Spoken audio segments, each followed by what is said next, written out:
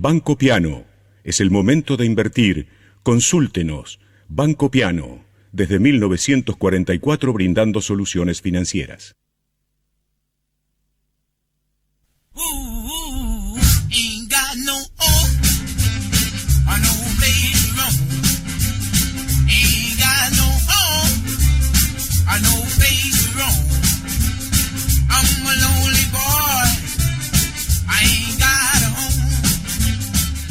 Así comienza Café, Finanzas y Reflexiones, con la dirección de Eduardo Corrado y la participación de el doctor Ricardo Malano, José Pablo da Pena, la producción de Claudia Acosta y Martín Say.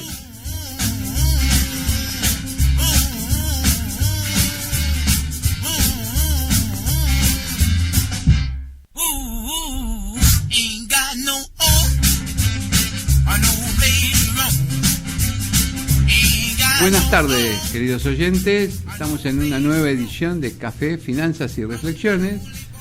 Vamos a ver la hora. ¿Qué hora es? Sí, yo le digo, ¿qué tal, doctor Corrado? Buen día. Yo no veo un pepino. ¿Cómo le va? Digo, Sí, no, por eso lo estoy ayudando. Gracias. Hoy que tenemos una mesa. La semana pasada nos tuvimos que ir nosotros, con lo cual quedó el equipo, parte del equipo, haciendo el aguante. Estuvimos en la Expo EFI, usted y yo.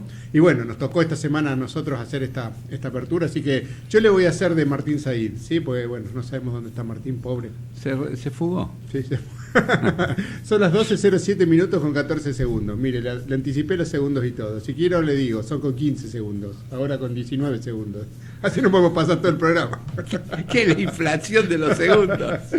Y bueno, estamos en Ecomedios, en este programa de Café, Finanzas y Reflexiones. La temperatura, a ver si en algún lado dice la temperatura. ¿Dónde dice la temperatura? A ver, que no veo nada. Usted y yo estamos exactamente iguales. 21.08, 21.8 la temperatura. Está templado, está lindo. ¿Va a llover? Pienso que sí. Sí, porque está un poco nublado, ¿no? Es un poco... va a llover porque, ojo, la 9 de julio y... Todo está cortado. La única forma de que lo descorten, la única forma de que lo liberen, claro, es que llueve y vaya cada uno a su casa. Claro. La naturaleza es el principal enemigo de este tipo de cosas, ¿no? Exacto, pero ojo que ahí... Mira, antes estaba ahí hablando con las chicas de la producción. Antes de comenzar... Usted siempre está hablando con las chicas, nunca sí, con los tengo chicos, que hacer, hago docencia. Bien. Y vos fíjate una cosa, ¿no? En ese momento, vos fíjate que ayer en una rápida recorrida que hicimos por el lugar y hablando ahí, hay más chicos. Una rápida recorrida de la 9 de julio. Por la 9 de julio, sí. Que aparte los colectivos, los micros de larga distancia estaban desviados porque no podían entrar en... Sí, porque abajo está el estacionamiento de Vans, ¿no? Claro, está el estacionamiento. Y no podían salir por sus causas normales por el bajo, entre los cortes, por el arreglo de la ciudad y las manifestaciones no podían salir. Bueno, pero en realidad, y acá me lo confirmaron después las chicas, hay muchísimos chicos menores de 6 años. En los cortes. Claro, o sea que están con las madres. Están con las madres. Tendrían que estar, vamos a reflexionar, tendrían que estar en el colegio. Pero bueno, pero hay paro. Hay paro en el colegio, no hay lugar donde llevarlos. Usarlos en las manifestaciones es arriesgarlo, me parece, a los chicos, ¿no?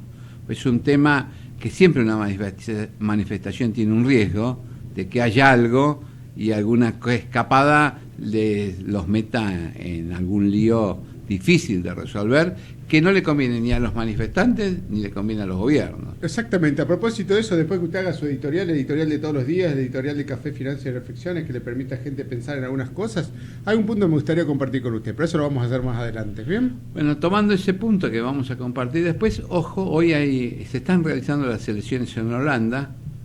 Las encuestas son parejas entre los candidatos. El candidato de derecha, ¿no? El candidato de derecha tiene grandes posibilidades de ganar y eso sería un duro golpe también para la Unión Europea. Y ese golpe a la Unión Europea, digamos, que debilitaría todo eso que se hizo en el año 2001-2002.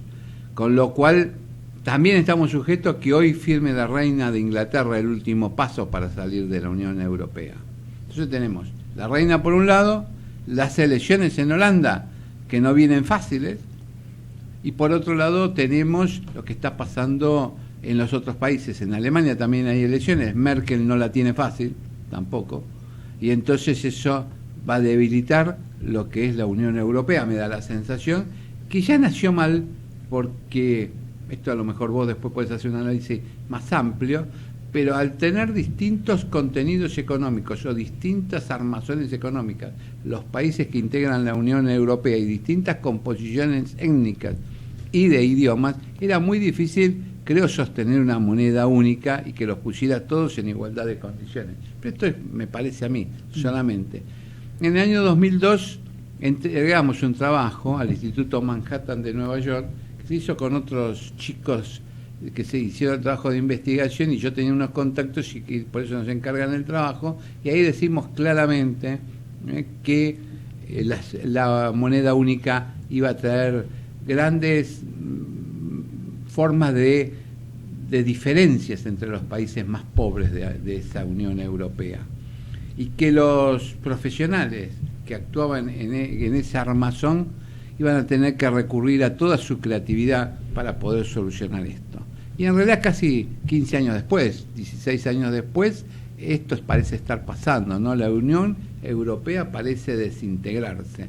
Y por eso terminamos eso y dijimos, los economistas profesionales para solucionar esto tendrían que tener el vuelo lírico de los poetas, es decir, crear.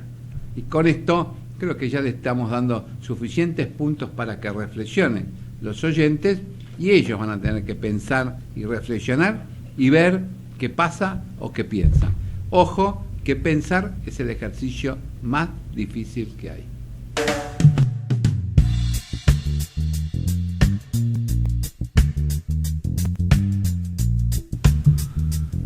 Seguimos en Café, Finanzas y Reflexiones. ¿Qué? Tenemos el teléfono. Sí, los teléfonos. Le cuento cuáles son nuestros teléfonos, que he acordado, porque está poniendo los ojos como chino, así. Sí, como chino, lo veo un pepino. El WhatsApp 3037 6828, el teléfono 4325 1220, la final son por el dial de la radio, el contestador 52 54 23 53. En YouTube está en Ecomedios 1220, en Facebook Ecomedios 1220, en Twitter @Ecomedios1220, en la web ecomedios.com, y finalmente la aplicación móvil. Hay aplicación móvil, Ecomedios. Hay una aplicación si que desea la puede bajar y puede escuchar el programa las veces que usted quiera. Bueno, todo el tiempo tiene. Yo me la pasaría escuchando el programa. Claro. Y usted la semana pasada vino de una maratón, ¿no? No, el fin de semana le cuento qué pasó un poco, ¿no? El año pasado se había hecho, no sé si por primera vez, porque había habido otra, pero sí de manera oficial, lo que es el Half Ironman, que es un triatlón. En este caso tuvo lugar el año pasado por primera vez, y este domingo pasado, por segunda vez. Se hace en Nordelta y consta de 3 etapas. Las etapas son 1 kilómetro 900 nadando, se llama 73 por su distancia en millas, que hace más o menos 120, 112, 113 kilómetros, o sea, 70.3 multiplicado por 1,60 y pico, que es la cantidad de kilómetros por milla, exactamente, ¿no? Por eso ese es el elemento distintivo. Y es un half Ironman. Este año se está haciendo por primera vez el Ironman en Argentina de manera oficial. Ya ha habido otros intentos, pero de manera oficial se hace en Mar del Plata en octubre. Y este es el segundo half Ironman que se hizo, y bueno, participé de esta competencia. Es 1 kilómetro 900 nadando, 90 kilómetros en bici. Eso es más difícil ya. Y 21 corriendo. O sea que cuando terminó todo, encima tiene que correr 21 kilómetros cuando termina. Y el problema con la bici, fue un día fantástico. No sé si usted vio el domingo, se levantó temprano. Sí, estaba a las 4 de la mañana, me levanté corrado. ¿4? A las 4 de la mañana para ir a meterme al agua a las 8, 7 y media, 8. Fría. Y encima pagamos por esto. La verdad que es en el momento, justo mientras estábamos esperando, porque la salida era Rolling Start, se llama, que van saliendo por tanda, no salen todos juntos. El problema de salir todos juntos en un triatlón es que se chocan, se pegan, porque la primera parte es natación, empieza uno a nadar rápido, otro despacio, y puede haber algún roce, algún lesionado, claro, de manera involuntaria. Entonces lo que crearon fue el Rolling Start, que la gente va saliendo en función de los tiempos que hace. Y como lleva un chip, no importa en realidad si salió más adelante o si salió más atrás, porque lo que al final cuenta es el tiempo neto que usted hizo, que eso es una crítica que yo le hago a la maratón de 42 kilómetros. La de 42 kilómetros tiene exactamente lo mismo, sale con chip. Pero ¿qué pasa? Que después cuando ordena las posiciones, la 42 oficial de Buenos Aires que se hace en octubre, cuando ordena las posiciones, las ordena por el tiempo y no por el tiempo neto. Y cuando en realidad entonces uno salió atrás para no ser molestado y en cierta forma está siendo perjudicado porque al ordenarlo por tiempo está en una posición un poco más baja. Bueno, un día fantástico, la verdad que el agua estaba muy muy linda. Yo no sabía que en Nordelta hay un sector muy muy exclusivo que es el más caro de todos, que se llama La Isla.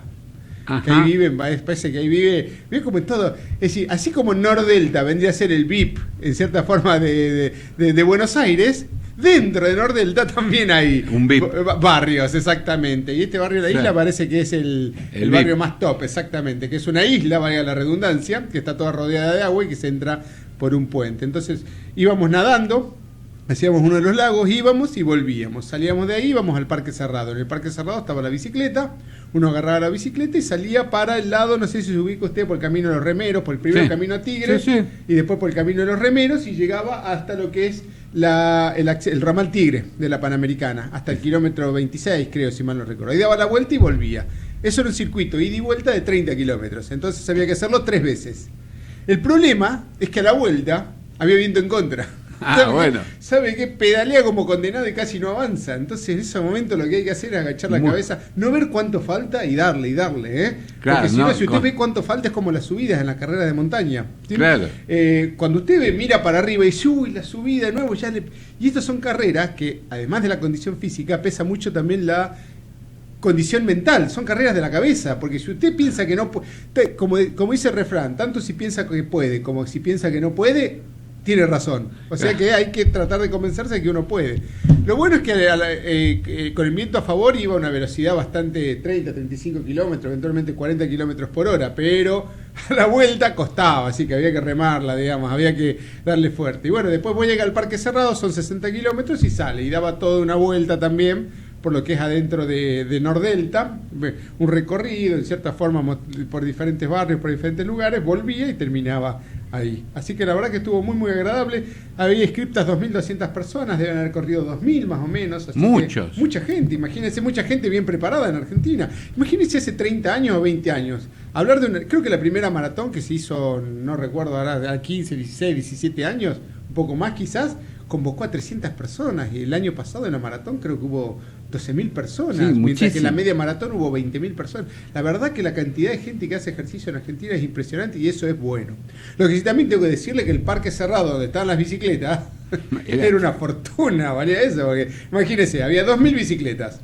Las bicicletas son top, ¿vio? Porque si hay algo que los que saben este tipo de cosas mencionan, es que el 50% de un triatlón es la bicicleta. Exacto. Sí, sobre todo es el espacio donde usted hace una gran diferencia, porque después correr es correr y nadar es nadar, pero ahí tiene una ayuda, un vehículo, una ayuda utilitaria que le permite justamente ir un poco más rápido o un poco más despacio. Calcúlele más o menos cuánto había una bicicleta de esas. Pues hay bicicletas de $6.000, $7.000, sí, claro. Estamos hablando $110.000, pero supongamos en promedio $3.000.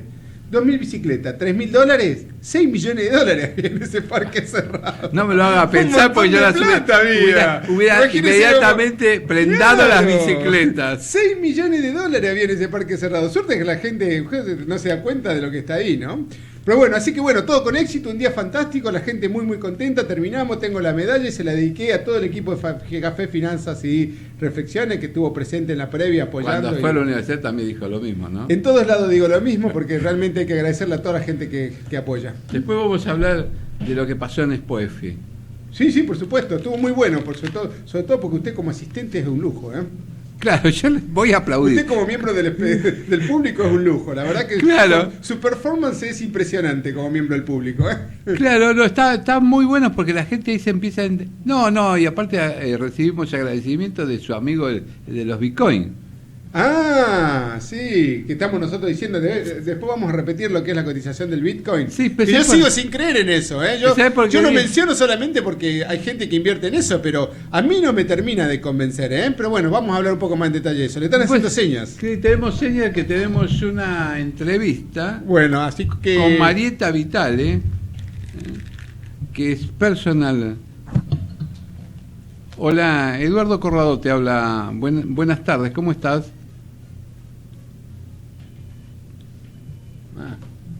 No, todavía no está en el aire. Hay algún temilla de estos de enganches. Ahora que sí, ahora que no. Acá se hacen señas de los productores, nosotros parecemos que estamos viendo una partida de truco. Uno le hace seña, el otro le hace seña. No, yo le voy a decir la verdad. Sí, dígame, porque acá estoy viendo como un partido de ping-pong entre los dos, ¿vio? Entre los dos es que Claudia le hace ojitos a nuestro... Y él le hace la seña del 2. Y él le hace la señal del 2, bueno. Todas esas cosas que pasan en medio de la radio. Y por supuesto, ahora sí la tenemos, ¿no? Buenas tardes, ¿cómo estás, Marieta Vitale? Hola, ¿cómo andan? Bien, ¿y vos? Bien, todo bien. Bueno, esto nos llama la atención, todos estos títulos que tenés, pero bueno, contanos un poco, ¿qué es esto de Personal Organizer Closet? Bueno, les cuento, en realidad mi trabajo empieza en el 2013, cuando no sabía bien cómo definir el concepto, es ayudar a la gente a vivir mejor en sus espacios, en sus hogares principalmente. Creé el concepto de Interior Planner, como estaba tan de moda todo lo que referente al planner, y lo que yo hago y mi servicio consiste en ayudarte a vivir mejor en tu casa, en tu local o en tu oficina, a través de la organización y el orden de los espacios. Ajá. A ver, te hago una pregunta puntual, ¿no? Sí. Yo llego a mi casa y tiro la camisa por un lado, el saco por otro, ¿no? Sí. Y, a ver, ¿cómo hago para organizarme y no hacer esto o organizarme? La idea es que juntos podamos encontrar un método y que cada uno de tus objetos en tu casa, por ejemplo, tenga su lugar. Uh-huh. Entonces, cuando vos llegás a tu casa, y todo es una cuestión de hábitos también, vos puedas encontrar aquella percha o aquel lugar o accesorio o organizador que te ayude a contener esa camisa o ese saco, por ejemplo, Uh-huh. y que vos llegues a tu casa y tengas dónde ponerlo o dónde guardarlo, ¿no? Un poco mi filosofía es que una casa ordenada es una mente ordenada, y eso es lo que yo enseño a mis clientes o en mis cursos, a poder vivir de una forma más ordenada para que nuestra mente esté más ordenada. Marieta, José te saluda, buen día. ¿Cómo estás, José? Bien, muy bien. Justamente a mí me da curiosidad porque dentro de la universidad muchas veces hacemos cursos de emprendedores, talleres, etcétera, ¿no? Sí. Y a veces o también dentro de los cursos de economía, y a veces para graficar el concepto de propuesta de valor, es decir, para poder, lo que tratamos, hacemos una tormenta de ideas, que le decimos a la gente, mire, ¿cuál es una necesidad que usted tiene, ¿no? En el día a día? ¿Cuál es una necesidad por la cual le gustaría que alguien le resuelva este problema y estaría dispuesto a pagar por eso? Y bueno, surgen ideas muy locas, porque han salido, por ejemplo, una plancha sin cables, por ejemplo, Sí. ¿no? O que vendan flores en los supermercados, porque uno no puede conseguir flores, tiene que ir a una florería. Es decir, de nuevo, no significa que se pueda o no se pueda, significa por lo cual uno pagaría, ¿no? Exacto. Y uno de los puntos que se repitió de manera asidua, al menos desde nosotros lo venimos haciendo desde hace 7, 6, 8 años, ¿sí? Alguien que me organice el placar, alguien que me organice la ropa de la casa, alguien que vaya a mi placar y ponga tal de cosa. ¿Hacia eso apunta lo tuyo? Exacto, ese es el servicio. Lo que pasa es que es un servicio, bueno, yo vengo trabajando de esto desde el 2013 aquí en Argentina y en Uruguay, y es un servicio súper conocido en países como Estados Unidos ya o existe, Brasil, entonces. por ejemplo, pero aquí no es tan conocido y la gente tiene esa necesidad, pero no sabe que existe un servicio que satisfaga esa necesidad, digamos. Por eso para mí es tan importante una entrevista como esta en los medios y que se dé a conocer el servicio.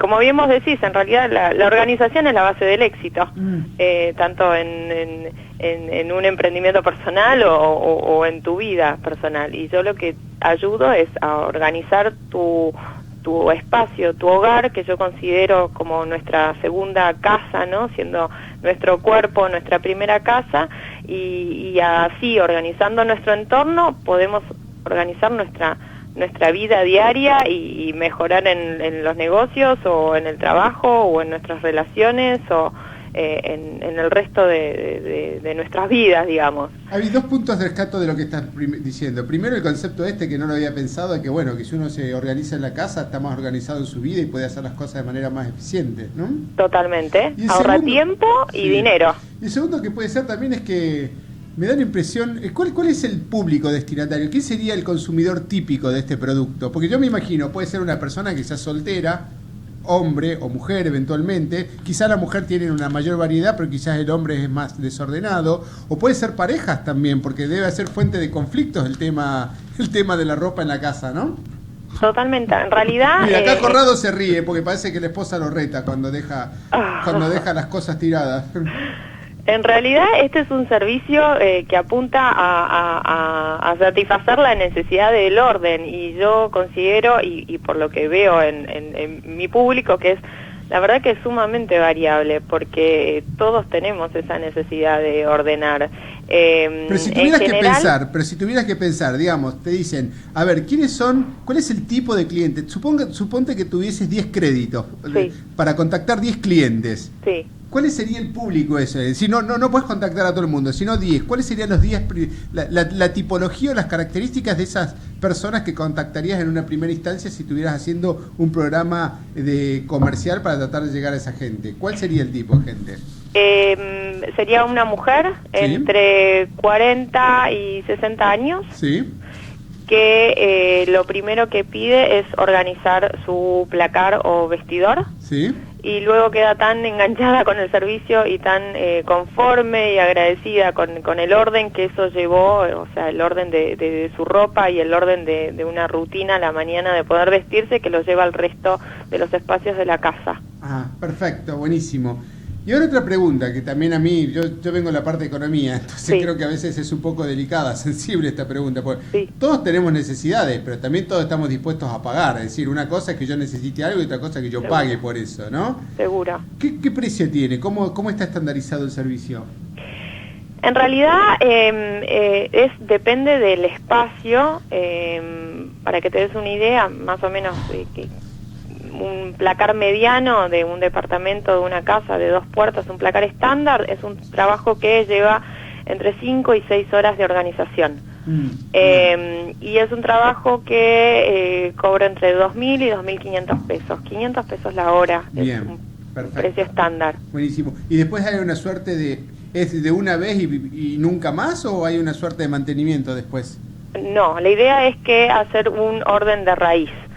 Buscar aquellos accesorios o aquellos contenedores y buscar aquella lógica que se adecue a la necesidad y a las actividades del cliente para que no lo desordena. Yo te diría que el 95% de mis clientes no desordenan el placar o el espacio ordenado una vez que yo me voy. Ah, perfecto. Es un orden, lo que buscamos es un orden fácil de mantener, y lo mismo con los cursos que doy. Hay mucha gente que, y ahí empecé a ver la necesidad, que prefiere aprender y hacerlo uno mismo, ¿no? Claro. Y entonces ahí abrí también hace un año que estoy dictando cursos de cómo poder hacerlo, cómo lograrlo uno mismo en su hogar. Y ese sí, el target es mujeres, 100%. ¿Dónde se dicta el curso y con qué frecuencia? ¿Y cómo se hace la gente para ponerse en contacto? Los cursos los dicto en Palermo, son una vez por mes, depende de la temática del curso, y ahora lo que estoy enseñando es a otras mujeres que encuentran que son ordenadas y creativas y prolijas a hacer a dar este servicio, ¿no? Estoy enseñando la profesión. Y me pueden ubicar por mi página web, que es www.marietavitale.com, marietavitale.com. Bien, y una pregunta de abogado del diablo, discúlpame, pero también te la tengo que hacer, ¿no? Sí, claro. ¿Cuál fue tu capacitación? ¿Cómo llegaste? Si una cosa es enseñar, pero otra cosa, ¿cuáles son los pergaminos que le permite a uno estar en una situación de poder enseñar este tipo de cosas? ¿Cómo fue tu experiencia? ¿Cómo se fue desarrollando?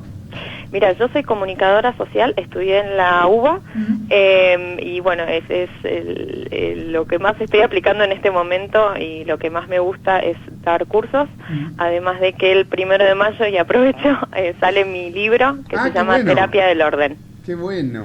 Así que va a estar presentándose en la Feria del Libro.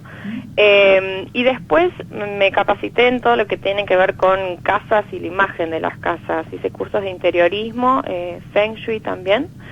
Y después todo lo que respecta al servicio, Estoy en contacto con gente, personal organizers en Estados Unidos y en Brasil, en donde existen asociaciones y capacitaciones constantes a quienes se dedican a dar el servicio.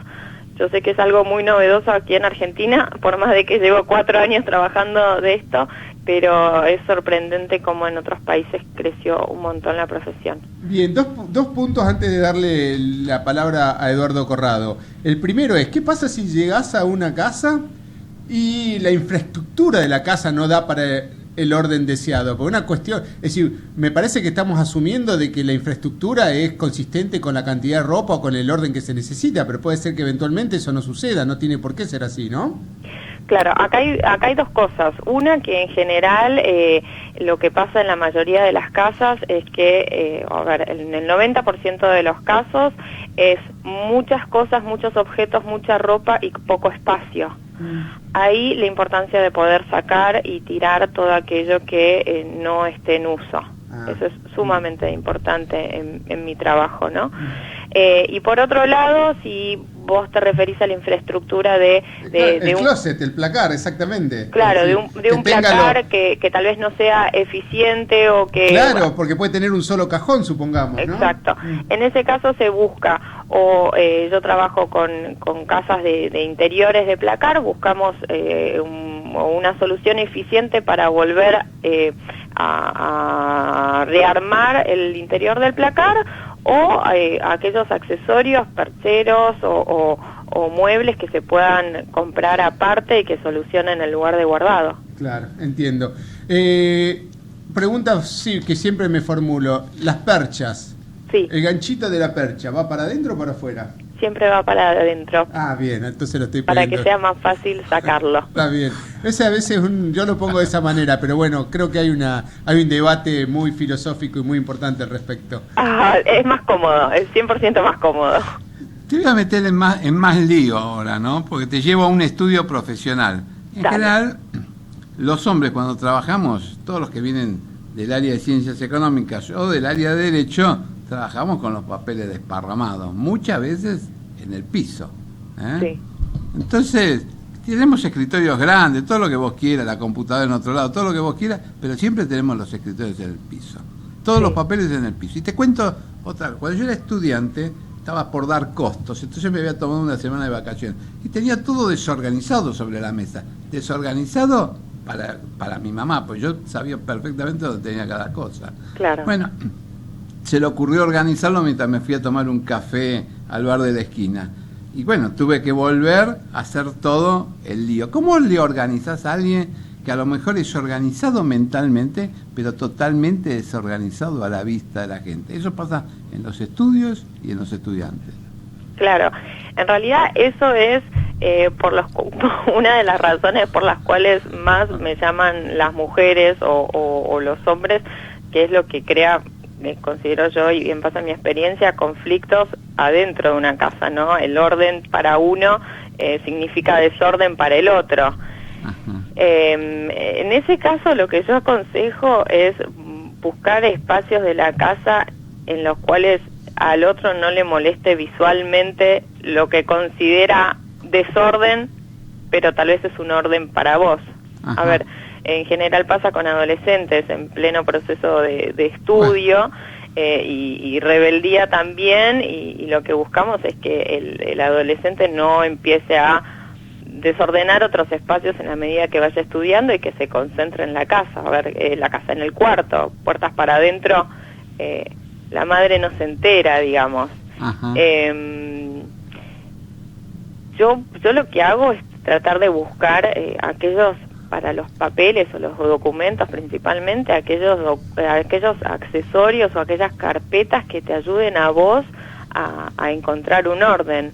Entonces, para poder achicar esas pilas que seguramente desparramaste en el piso, poder buscar alguna carpeta tipo acordeón, etiquetada y clasificada, para que vos puedas mantener un orden también, un orden ordenado o un desorden ordenado, si se quiere. No sé si te estoy contestando. Sí, perfecto. Me estás contestando, y eso se adecua a lo que dicen los filósofos, ¿no? Limpieza y orden hacen al camino. Yo creo que sí, yo creo que la organización en cualquier proyecto y más en un proyecto familiar en una casa es la base del éxito. Y muchas veces me pasa eso, que el marido es ordenado y ella es desordenada. No es el caso nuestro. ¿Cómo? No es el caso nuestro. Claro.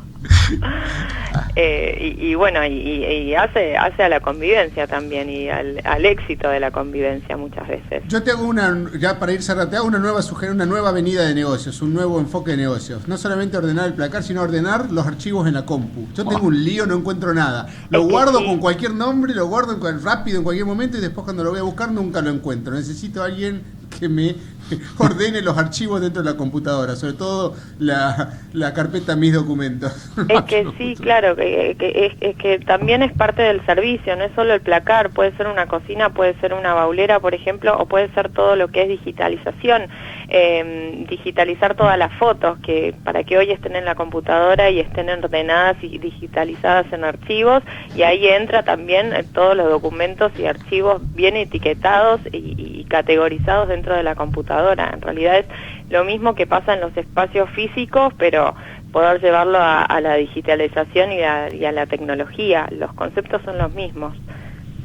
Bueno, dale un consejo así en pocas palabras a los hombres, especialmente a los hombres, ¿no?, que nos están escuchando.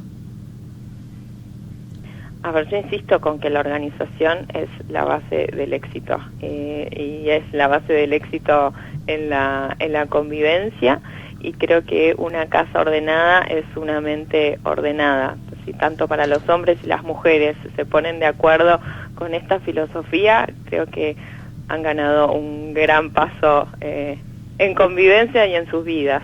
Bueno, bárbaro. Marieta Vitale, te damos las gracias por haber estado con nosotros. José Eduardo, un gusto. Muchas gracias por la nota. No, por favor.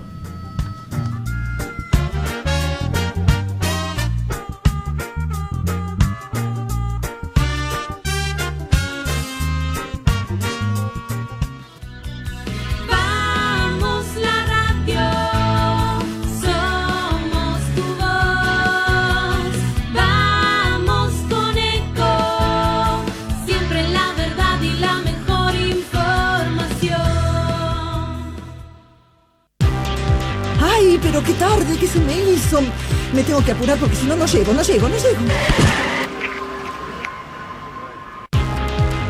No. ¿Pero seguro? ¿Qué problema? Bueno, vamos a encontrar una solución. Bancame ahí que en 2 minutos estoy con vos. Bueno, vos ahora te tenés que ir. Sí, pero yo quiero hablar de esto ahora. Cuando llegue a casa te llamo. 3 de cada 10 muertos en el tránsito son peatones. Cruzá siempre por la senda peatonal o esquina, respetando los semáforos. Allí, todos los vehículos deben darte prioridad. Luchemos por la vida. Descarga gratis de tu celular la aplicación Ecomedios. Podés escucharnos en vivo, informarte con las últimas noticias y entrevistas en audio y video. Búscala y bajate la aplicación Ecomedios. Podés vernos en vivo en ecohd.com.ar. Conectate con nosotros. Línea directa 4-325-1220. Global Inversión. El único fondo de inversión agropecuario focalizado en especies aromáticas. Más información en nuestra página globalinversión.com. En noticiasyeconomía.com.ar vas a encontrar la información y la opinión que no sale en otros lados. Gestión integral de inversiones inmobiliarias en Miami. Eduardo Pérez Oribe, presente en el mercado de Miami por más de 25 años, le brinda servicios de asesoramiento, búsqueda y análisis de opciones, gestión integral de la compra y administración posterior de su propiedad para que su decisión de invertir en bienes raíces en USA se concrete con óptimos resultados. Le ofrecemos un servicio diferenciado que incluye la compra y la gestión de todos los aspectos pre y post compra. Intertrust Realty. Teléfono 52 56 7136. Ain't got no hope or no place to roam. De 12 a 14, Café, Finanzas y Reflexiones.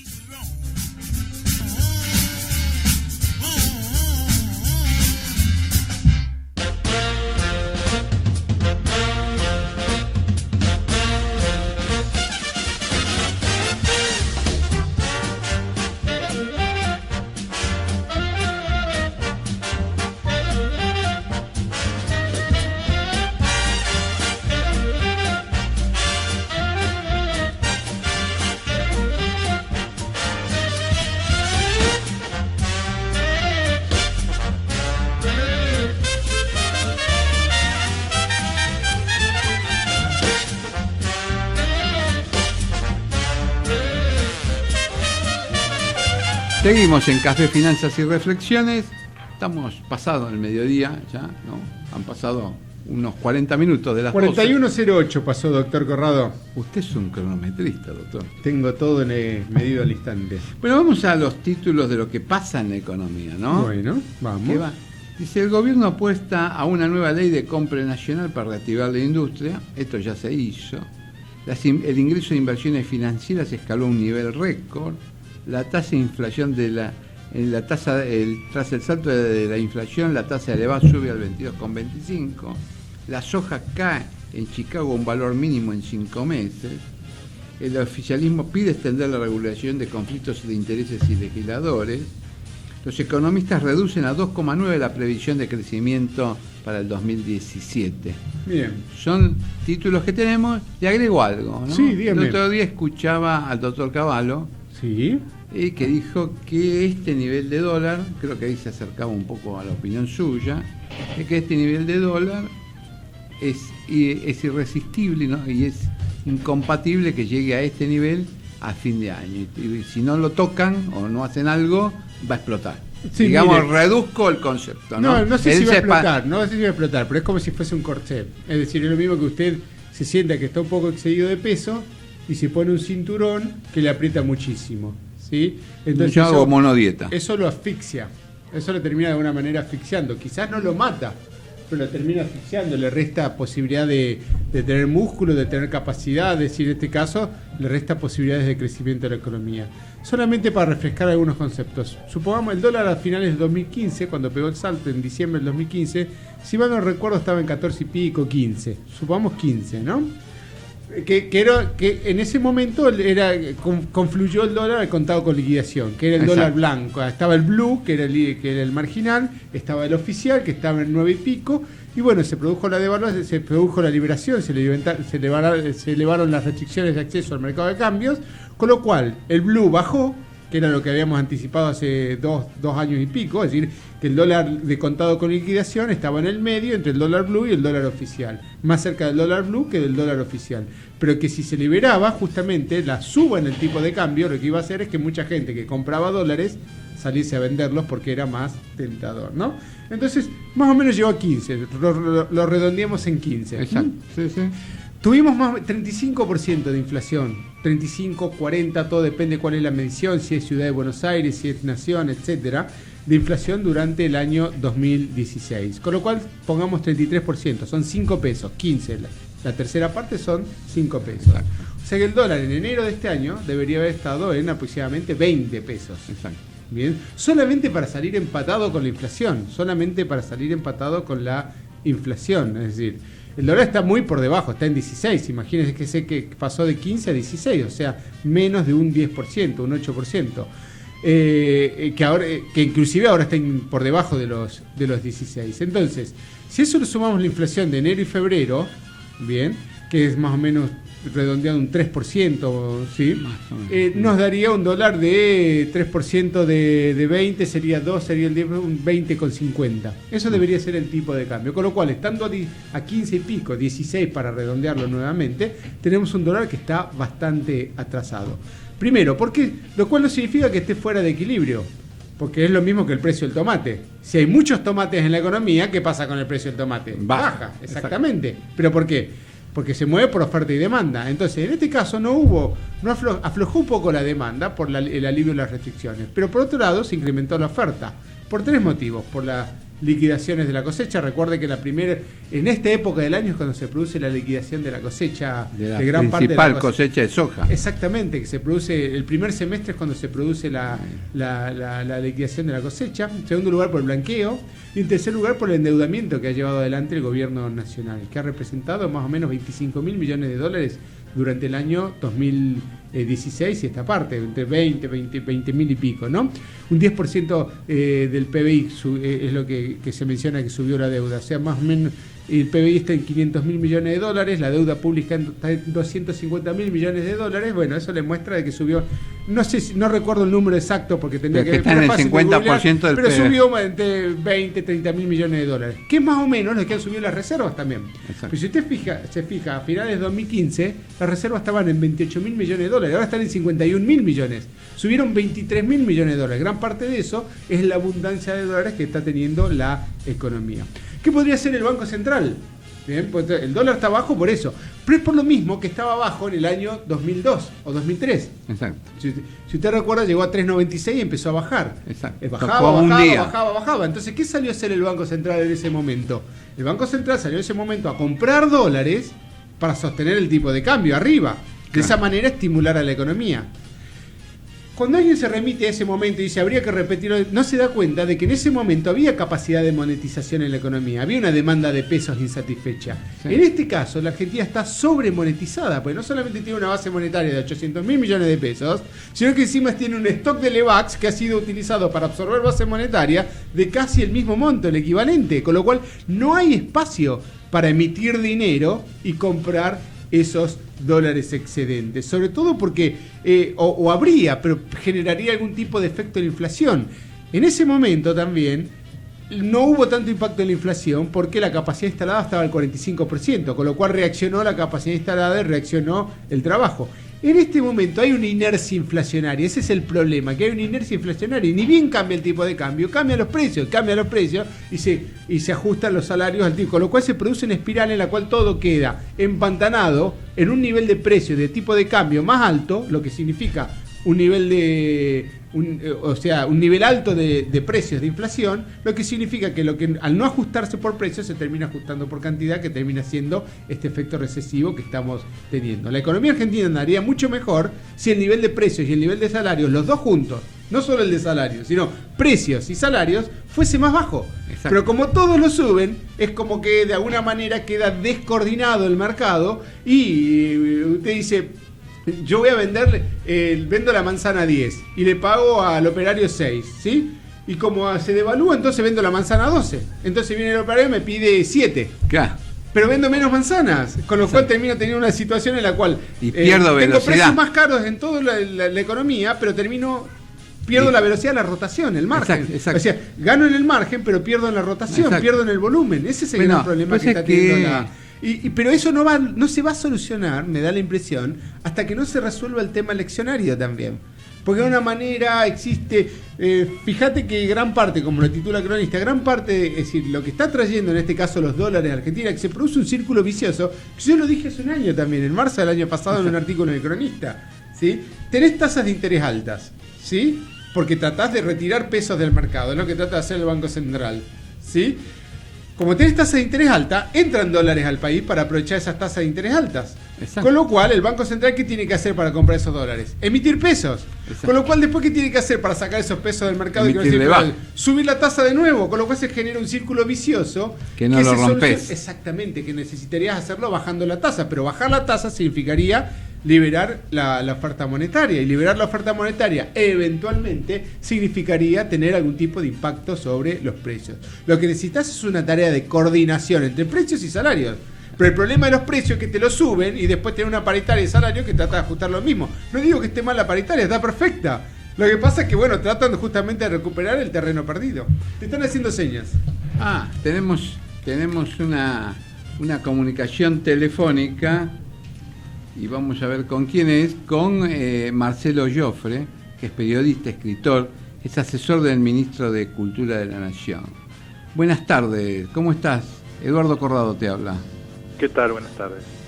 A ver, hay una reunión de Federalismo y Libertad el 17 de marzo en Tucumán, en la provincia de Tucumán, en el Hotel Sheraton, ¿no? Sí. Y ahí van a exponer, entre otros, Marcelo Joffre, que sos vos, Guillermo Lustó, Nicolás Lucas, Manuel Mora y Araujo, que es consultor y analista de temas políticos. En general, ¿qué van a discutir en esa...? Y Alberto Mangel también está. Y Alberto Mangel. Sí, el director no lo vamos a dejar afuera, pero yo acá lo había salteado cuando leí lo que me pasó a la producción. Sí, Mangel va a hablar sobre la biblioteca, sobre las estrategias de la Biblioteca Nacional. Ajá. Sí. ¿Qué es la estrategia de la Biblioteca Nacional para llegar al público? Y para que la gente vuelva a leer de los libros. Sí, bueno, ese es el tema de Mangel, no va a ser el tema de mi mesa, pero bueno, yo he charlado con Mangel desde que él volvió al país, he estado acá y he estado charlando varias veces con él, hice un viaje incluso a Catamarca con él, y bueno, bueno, no sé si lo conocen, pero Mangel es un intelectual que trabajó muchos años en el exterior, vivió en distintos países, fue cuando él en realidad nace,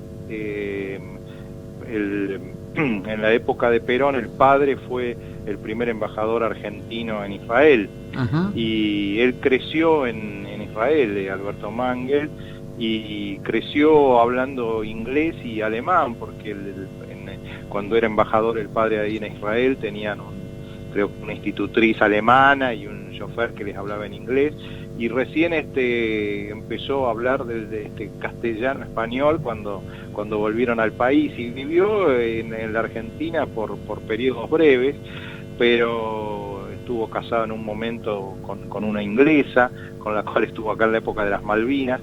Tiene una obra muy vasta, ¿no? Y bueno, está de a poco tratando de reconstruir una biblioteca nacional que, más allá del palabrerío de Horacio González, estaba bastante devastada, ¿no? Uh-huh. A punto tal que hasta había, según algunas referencias, un kiosco de droga dentro de la biblioteca que estaba funcionando en los subsuelos. Uh-huh. Y bueno, se está intentando de a poco ordenar esa situación. Yo intervine el año pasado junto con Leopoldo Brizuela, que es un escritor bastante conocido, un escritor muy interesante, que está trabajando en la biblioteca ahora, en conseguir la biblioteca de Silvino Campo y de Bioy Casares, que se logró comprar para la biblioteca con apoyos privados, ¿no? Es decir, el Estado no puso un peso, sino que se consiguió que 6 o 7 empresas pusieran el dinero con una subvención, y que la compraran y la donaran a la Biblioteca Nacional, que es quizá una de las compras más importantes de biblioteca, porque tenía Bioy Casares tenía una biblioteca, Bioy y Silvino Campo, ¿no? Que vivían ahí en Schiaffino y Posadas, en esa casa descomunal como de 1000 metros cuadrados. Tenían una biblioteca de cerca de 17.000 volúmenes. Y eso se acaba de incorporar a la biblioteca, se está incorporando otras, y todo el trabajo bibliotecológico, ¿no? que se está haciendo, siempre con una idea que estaba un poco dejada de lado en la época de González, que es imbricar al mismo tiempo que haya lectores particulares y que al mismo tiempo los investigadores puedan trabajar, es decir, la dicotomía de biblioteca para investigadores o biblioteca para público lector está superada, y lo que hay que lograr hoy en las bibliotecas nacionales es que funcionen para ambos, ¿no? La Biblioteca Nacional estaba muy sobredimensionada en materia de personal, la nuestra. Para dar algunas ideas, la de Colombia, que funciona mucho mejor que la Argentina, tiene 1/3 de personal y es tan grande como la Argentina. La Biblioteca Nacional Argentina no tenía en la época de Horacio González, pese a que él decía lo contrario, digitalizada la mayoría de la documentación, no ya digitalizada, sino ni siquiera clasificada adecuadamente. El viejo edificio de la calle México donde trabajaba Borges, estaba inactivo, recién ahora se lo está recuperando, en fin, bueno, un poco eso, pero ese es el tema de que va a ser en la conferencia de Mangel, no el mío, ¿no? Vos en los años 90 dirigías la revista El Mirador. Sí, ¿Cómo comparás los 90 con el 2017? Bueno, son me parece que años completamente distintos, porque por lo pronto los 90 recién, todavía el factor militar en la Argentina no estaba del todo despejado. De hecho, Menem termina cuando logra abortar ese último golpe que le hicieron, y lo logra abortar un poco a sangre y fuego, ¿no? Ahí es que termina un poco la cuestión, reabre a su vez algunos flancos con el tema del indulto, pero era otra Argentina completamente distinta, incluso desde el punto de vista económico. Digamos, me parece que si bien en los dos casos había problemas enormes, es completamente distinto los problemas, ¿no? En ese momento había un problema de inflación muy fuerte que venía de la época de Alfonsín, la hiperinflación, que digamos no es un problema que está tan presente ahora, pero al mismo tiempo en ese momento estaba el dólar estaba en realidad al revés de ahora.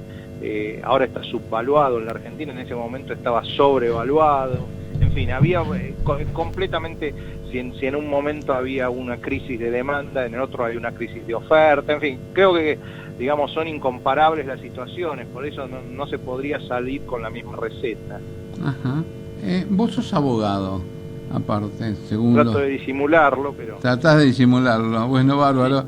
¿Y cómo ves el tema hoy de las carreras, ¿no?, de Derecho con respecto a la actualidad, donde casi todo se dirime por pesos o por dólares en los contratos y todo es, digamos, economía? No te entiendo la pregunta. Bueno, a ver, ¿qué le agregarías vos a la carrera de abogado para que entendieran cuál es la situación económica hoy, no solamente de Argentina, sino del mundo? Ese es un tema.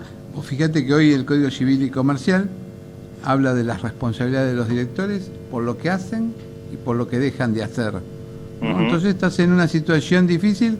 ¿Y cómo comprenden hoy la situación, por ejemplo, los abogados, por ejemplo, si el dólar está atrasado o está sobrevaluado o está subvaluado?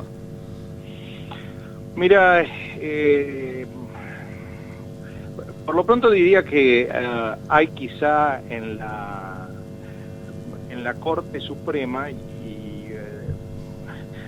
una ausencia quizá de algún miembro que sea especialista en derecho empresario, bancario, etcétera, porque digamos muchas de las decisiones, sobre todo de los últimos 10 años, no han tenido quizá una visión consistente en términos económicos. Es decir, no quiero decir que se deba violar la ley para poder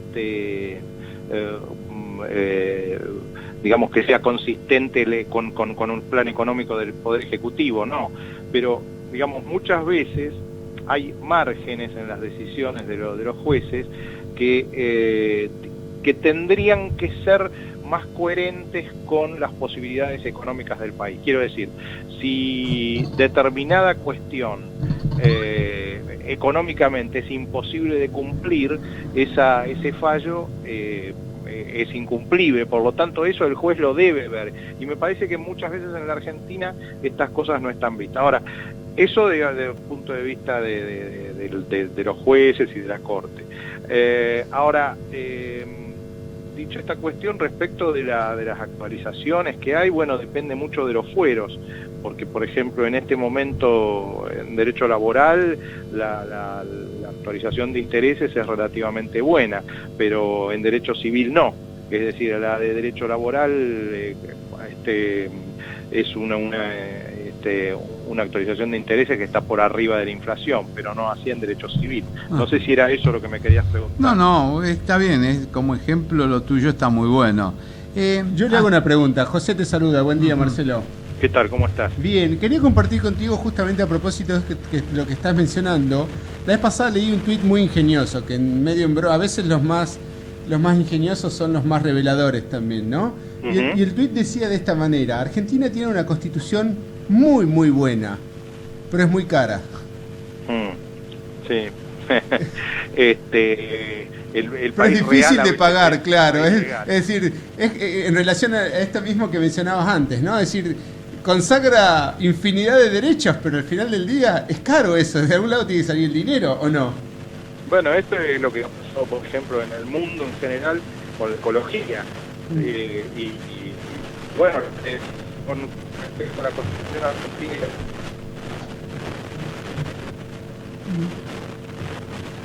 Estamos teniendo problemas, ¿no?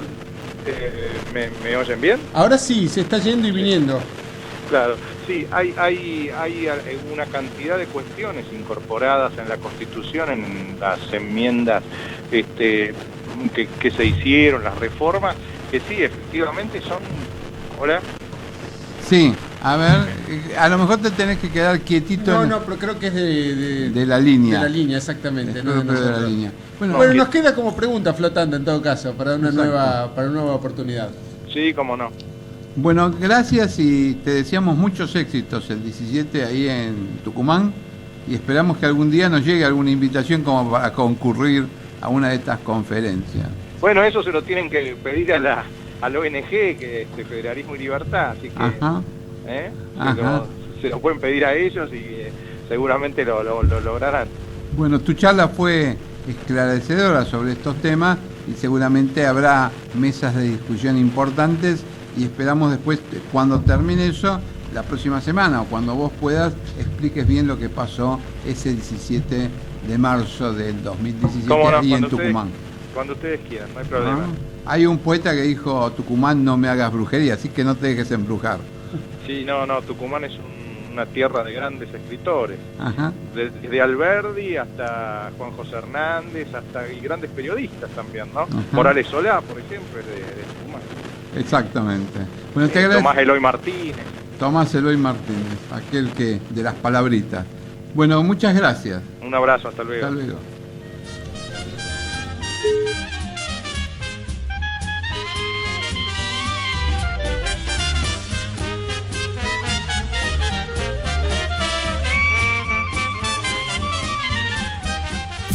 Desde Buenos Aires, transmite LRI 224, AM 1220, Ecomedios.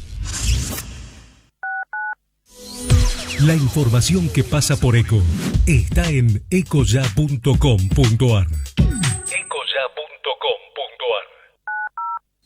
Conectate con nosotros. Facebook.com/Ecomedios 1220. Global Inversión, el único fondo de inversión agropecuario focalizado en especies aromáticas. Más información en nuestra página globalinversión.com. Mantenete siempre informado en www.noticiasyeconomia.com.ar. Gestión integral de inversiones inmobiliarias en Miami.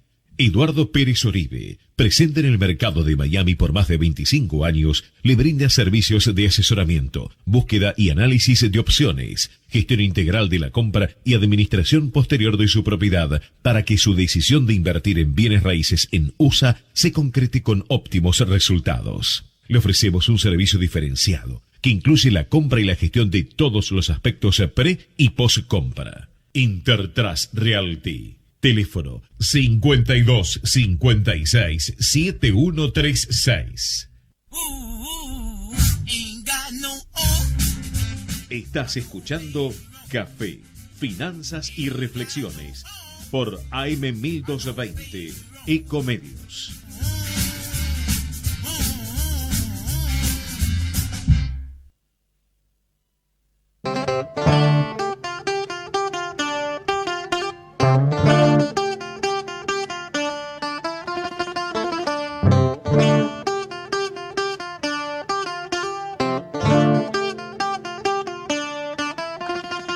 Seguimos en Café, Finanzas y Reflexiones, 130409. Estoy como usted ahora. 1305, doctor Corrado. No ponga ojos de chino. No pongo ojos de chino. El que puso ojos de chino y ganó fue Di Palma con Torino en Turismo Carretera. Ah, mire usted, qué interesante. Eso va como... ¿A usted qué le gusta? ¿A usted le gusta el turismo carretera? ¿Le gusta esas cosas? Me gusta mucho más la Fórmula 1. Y la Fórmula E, que es la Fórmula E eléctrica, está muy buena. Pero no tiene ruido, tendría que inventarle un ruido, ¿no? Le pusieron algún escapecito con ruido. Claro, pero es como los teléfonos, veo que ahora sacan fotos y alguno le pone a propósito el ruido de una cámara de fotos para que uno se sienta que está sacando fotos. Gran parte del problema de atractivo de la Fórmula E es que al no hacer ruido... Claro. Uno habituado al ruido ese atronador de las pistas, no encuentra ruido en este caso. No, y al aficionado a la Fórmula 1 no le gusta sin ruido. Claro, sí. Pero de todas formas no se va a hacer más la Fórmula de acá en Buenos Aires. Creo que fue la última vez que se hace. Porque es cara. Es caro y quizás no atrae la cantidad de público que debería. No, atraer. Y aparte porque la entrada, digamos, para el nivel medio de la gente... Era cara, 4.000 pesos. Todo es caro en Argentina. ¿Se da cuenta? Bien, lo que hablábamos antes, todo es caro. Muy caro. Todo es caro, entonces la gente no consume. Y como no consume, no se reactiva. Y como no se reactiva, sube los precios para tratar de mantener los márgenes. Claro, y vos fíjate que hoy sí hay una cosa barata. ¿Qué cosa? El dólar. El dólar está barato. El dólar está barato, como lo mencionábamos. Hoy... Bueno, a propósito de eso, tengo una noticia. Después, en todo caso, la hablaremos con la gente que... con quien corresponde. Uy, para que este coso no anda, ¿no? Pero que en el mes de febrero fue el mes con un récord de venta de dólar minorista de los últimos 15 años. Se vendieron muchísimos dólares a nivel minorista. Es como que se reactivó la demanda de dólares minoristas. De alguna forma, la gente reacciona frente al evento. Es decir, el dólar está barato. Es decir, lo que decíamos, debiera estar a 20,50 para salir empatado y está a 16 pesos. Las compras con tarjeta de crédito en el exterior se dispararon. Realmente terminan siendo muy... se termina tratando de aprovechar esta bonanza que está teniendo, esta abundancia de dólares, y no se va a mantener esta abundancia de dólares, con lo cual otro de quizás de los desafíos que uno debiera tener en cuenta es ver los futuros de dólar. Los futuros de dólar para mí están baratos, porque el futuro está arbitrado por tasa de interés, pero al final del día no tiene en cuenta las condiciones económicas de que eventualmente hay una abundancia de dólares. Fíjate, hay un artículo, a ver si lo encuentro por acá, porque se me fue, de Ignacio de Olivera Dole en ámbito financiero, que justamente menciona, bien, por un lado, la UIA confirma ola importadora, la Unión Industrial Argentina, confirma una ola importadora. Que tiene una contrapartida. Consecuencia del dólar barato también. Claro, y tiene una contrapartida. Muchos tipos de industria están sufriendo la ola de importaciones y han perdido ventas hasta del 70% de Yo te tengo que reconocer también que la industria argentina no está preparada para competir, porque Argentina es un país cerrado. Y tarde o temprano lo va a tener que hacer, igual que la robótica. Pero es cerrado en cuanto a... o es cerrado de mente. Por ejemplo, tomemos el caso de los autos. Se dice que los autos en Argentina son caros, pero 50% del precio del auto es impuesto. Es impuesto, es lo que pide la Unión Industrial Argentina, va a tratar una reforma tributaria. Es decir, la gente a veces te llama la atención porque dice, no, el fútbol es gratis, la electricidad es gratis. No, no es gratis, la pagás en el auto, la pagás en el IVA. Es decir, de cada 100 pesos que gastás en el supermercado, 18 pesos es IVA, y no tomemos el resto de los impuestos. Uno está pagando todo, lo que pasa es que al no pagarlo de manera directa, cree que es gratis, porque va todo a una bolsa, es como las expensas dentro de un edificio, ¿ves? Acá está la nota, verano verde, demanda de dólares minoristas fue la mayor en 15 años durante el mes de febrero. Mucho. Mucho, bastante, ¿eh? Bueno, La gente no es tonta. No, la gente no es tonta. Empieza a ahorrar en dólares, porque vos fíjate que, ¿sabés qué hicimos en el estudio? ¿Qué? Tomamos una serie de 21 departamentos que se publicaron en enero, y el precio en dólares que tenía. Ajá. Y los seguimos durante enero, febrero y ahora en marzo. Sí. En todos, indefectiblemente, en todos los departamentos, bajaron el 10% del precio en dólares. No me digas. Tomando una serie de 21 departamentos, que no sé a los efectos estadísticos si es suficiente. Sí. Pero seguimos los mismos. Es poco, es poquito, pero son los mismos los que seguimos. Pero tiene una contrapartida eso también. Quiere decir que esos 21 departamentos que seguían publicándose en marzo, estuvieron 70 días publicándose y no se vendieron. Exactamente, es un punto muy importante que vos lo mencionabas y que a un colega en algún momento lo mencionó también, ¿no? Es decir, con tal de vender al precio, yo espero el tiempo que sea. y no tengo en cuenta el costo de oportunidad durante ese periodo, porque durante ese periodo, si hubiese vendido a un precio más barato, quizás yo hubiese recuperado la plata poniéndola en una inversión alternativa. O si lo hubiese alquilado, quizás yo hubiese recuperado la plata. Pero entonces prefiero dejarlo ahí al precio que yo quiero y no alquilarlo y no utilizar esa plata que eventualmente bajar el precio. Le cuesta al argentino bajar el precio, le cuesta horrores. Y ahí, ojo, creo que es forzado. Es como que está perdiendo, ¿no? Y a veces para ganar tenés que perder. Es decir, vos viste que a veces para dar un salto tenés que agacharte ahí en el sentido contrario. Es decir, no es que pegás el salto directamente, sino te agachás, vas en el sentido contrario para tomar reenvión para poder saltar un poco más alto. Y vos sabés que ese tema de los departamentos y eso que vos decís de perder para ganar, a veces se cuesta mucho explicarle a la gente. Vos tenés un departamento alquilado, suponte. Ojo que los alquileres están grabados por el impuesto a la ganancia. Sí. ¿Qué renta de qué? Creo que es renta de tercera. ¿Segunda o de tercera? De segunda o de tercera, es una de esas rentas. Pero por el otro lado, también pagás el impuesto a los bienes personales. Claro. Es decir, que no lo pagás en títulos públicos. Que no lo pagás. Entonces vos decís, a ver, perdiste acá, pero si lo pongo en títulos públicos, en esos títulos públicos que lo pongo, empiezo a ganar un poco. Sí. Pero tenemos una comunicación con gente que sabe más que nosotros, Eduardo. ¿Sí? Sí, hay una comunicación. Entonces me niego a atenderlos. Bueno, pero atiende usted que es el conductor de este programa. Ah, sí.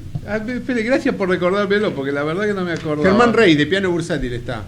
Hola, ¿qué tal? Hola, Germán, ¿cómo estás? Eduardo Corrado te habla. Muy bien, por suerte. Germán, buen día. José también te saluda. ¿Qué tal, José? Muy bien. Tenemos muchas cosas para hablar, me parece, ¿no? De los mercados financieros. Hoy es un día clave en el mercado internacional. Pero no es clave, porque ya todo el mundo lo sabe lo que va a pasar. Sí, tal cual. No el final del libro, sino realmente lo que va a decir a futuro, ¿no? Es que, va a haber, digamos, nuevas subas. Y contanos por qué es un día clave. Después cuento yo cuál es mi punto de vista. Pero contanos por qué es un día clave para la gente que no sabe el idioma que estamos manejando, ¿no? Básicamente, todos los mercados del mundo se regulan por la tasa de interés en Estados Unidos. Hay dos tasas. Una que regula lo que sería el Banco Central, la Reserva Federal, y la otra la que está en el mercado, que cotiza minuto a minuto, que es la de 10 años. Hay dos plazos, la de 10 años la más representativa. Entonces, dependiendo de ese nivel de tasa, es cómo se evalúan el resto de los activos financieros. ¿Y cómo han venido evolucionando esas dos tasas de referencia? La de la Reserva Federal, que es una política, ¿sí?, que se decide bajo un comité, recién subió 2 veces en los últimos 8 años. ¿Sí? 8 años, 2 veces, ¿cuánto? ¿Te acordás del monto? Y 1/4 de punto la subió, ahora está en el 1%. Bien. Se supone que va a subir otro 1/4 de punto. Y llevarla a 1.25, entre 1 y 1.25. Ahora el día de hoy eventualmente, esa sería la apuesta. Sí, ahora en unas horas a las 3 de la tarde. Bien, perfecto. Pero la de largo plazo, la del bono a 10 años, ya ha venido subiendo, estaba en 1.80 a fines de diciembre, noviembre del año pasado, 1.60, 1.70, y ya está en 2.60, ¿no? Exacto, mucho tuvo que ver el presidente electo Trump. Sí. Ahí el mercado se asustó, se acomodó a una nueva realidad, básicamente a una inflación americana. Entonces la tasa responde a una suba, como bien dijiste, de 1.60 se fue a 2.60, luego retrocedió, se calmó un poquito el mercado, para febrero estaba en 2.30, 2.40 y ahora volvió a repuntar un poco. Bien, pero hay algo, contanos para tu reflexión o tu lectura. Usualmente la tasa de interés va a contramano del mercado, sube la tasa y baja el mercado. Sin embargo, uno observa que en Estados Unidos sube la tasa del bono a 10 años, se prevé que suba la tasa de los fondos federales, y sin embargo el Dow Jones sigue marcando récords, 20.890 puntos casi, ¿no? ¿Por qué? Porque al principio, cuando hay una suba en las tasas de interés en Estados Unidos, el mercado acompaña, ¿sí? Y a pesar de lo que la lógica que sería que a una mayor tasa de interés aspiran los fondos, y eso jugaría en contra de las acciones de renta variable, porque a las empresas, o algo parecido a lo que está sucediendo en Argentina. Claro, con las LEVAX, claro. Cuando la LEVAX se fue a 38%, muchas empresas pensaban si seguían con su producción normal o se volcaban a la renta financiera. Es la lógica por la cual vos decís efectivamente que cuando sube la tasa de interés, las acciones van para abajo. Claro. Pero siempre en los procesos de mercados, los mercados no son muy racionales, siempre al principio sube, acompañando esa suben la tasa de interés, y luego sí acomodan a la baja. O sea que de alguna forma estarías anticipando de que puede llegar a haber una corrección en el mercado de acciones en Estados Unidos. Sí, pero no ahora, porque la suba de tasas de interés hablaban que tenía que estar 2 puntos arriba de lo que está actualmente, o sea, llevarla más cerca de un 4%. Que es su valor de largo plazo, ¿no? Más o menos del 4 al 5%. Entre 4 y 5% es siempre que se calcula en promedio en los 100 años de historia del Dow Jones. Claro. Entonces todavía habría mucho margen para que, no sé si mucho, habría margen para que la bolsa americana siga trepando. Sí, ¿hasta cuánto pensás que puede llegar? De esto totalmente intuitivo, digamos, ¿no? Sí, porque sí, subió bastante este mes, estos 2 meses subió, de alguna forma subió lo que se esperaba para todo el año. Está en 20.800 y pico de puntos. ¿Cuál es la expectativa tuya? 21.000, de hecho, hace 2 semanas. Ah, tocó los 21, se me pasó por alto. Récord histórico, exacto. Fue el día después del anuncio de Trump en la apertura del Congreso, digamos, de las sesiones, el 1 de marzo, cuando anunció un plan muy grande en términos de obra pública, infraestructura, baja de impuestos para empresas y personas físicas. Eso hizo que el mercado subiera más de 1,5%, fuera muy fuerte para arriba. Otro punto, siempre con la bolsa americana, es que hace más de 100 ruedas que el Dow Jones o el S&P no baja más del 1% en un día. Entonces cada vez que hay una baja es muy acotada y después vuelve a retomar la suba. Bien. ¿Y cuál es tu expectativa? ¿Cuál es tu apuesta? Entendiendo por esto que es una apuesta, ¿no? Entendiendo de que el mercado finalmente puede no reflejar eso, porque pueden suceder tantos imponderables. Sí, pero ¿cuál es la expectativa, la apuesta con respecto a las acciones en Estados Unidos para lo que queda del año? No, nosotros aspiramos que se puede llegar a 23.000 puntos del Dow Jones. ¡Oh, qué bueno! Otro 10%, que para Estados Unidos es muchísimo, obviamente. Porque 10% hizo todo el año pasado, casi 11, ¿no? Exacto.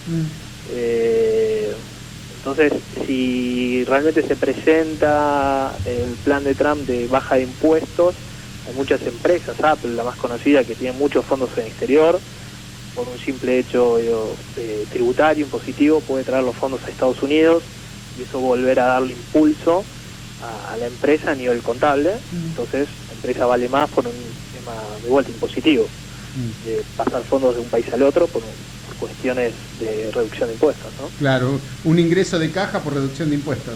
Tal cual. Bien. ¿Y cómo está reaccionando el dólar con respecto al euro en el día de hoy? ¿Qué saben o qué han visto? Yo veo un índice dólar e índice euro acá. El índice dólar está para abajo, el índice euro está para arriba. Sí, el euro contra el dólar están a la par, hoy se mueve 0.25%. Exacto, ¿no? Ese es pero como el euro junto con la libra son una de las pocas monedas que cotizan al revés, a veces cuesta un poco entender si se está apreciando o si está depreciando. ¿Cuál es la lectura que hacemos? ¿El dólar se apreció levemente el día de hoy o se depreció? Sí, un poquito, levemente. ¿Se apreció? Sí, pero no es nada, digamos, ningún cambio igual cuando salga el dato, que de nuevo no va a ser, digamos, la suba del 0.25, porque el 96% del mercado espera que suba 0.25, o sea, sería sorpresa para otro lado. Sino básicamente, de vuelta a lo que va a decir la Presidenta Yellen, con respecto a futuras alzas, porque el mercado, siempre la Fed lo que mira es el mercado laboral. Está muy bien, de hecho Trump en su Twitter lo recalca, digamos, muy seguido, que tanto la bolsa como el mercado laboral han resurgido en estos 4 meses. Entonces, si eso sigue firme, seguramente hoy dé algún tipo de indicio muy leve de que en junio, julio pueda haber, el verano de ellos, alguna nueva suba puntual de 1/4 de punto. Se hablaba de 4 subas en el año, ¿estás de acuerdo con eso? 3. ¿3? Bien, 3. Una va a ser la de hoy, quedarían 2. Bien. Mitad de año y octubre. Mitad de año y octubre. Eso es lo que debería hoy confirmar Yellen para que el mercado sienta que bueno, ya puede ir descontando en el tiempo y no va a tener sorpresas. Bien. Acciones europeas, ¿las ves? ¿Las seguís? Bancarias, Santander. Santander es un papel que bueno, tiene mucho en Inglaterra, a pesar de ser un banco español, su casa matriz.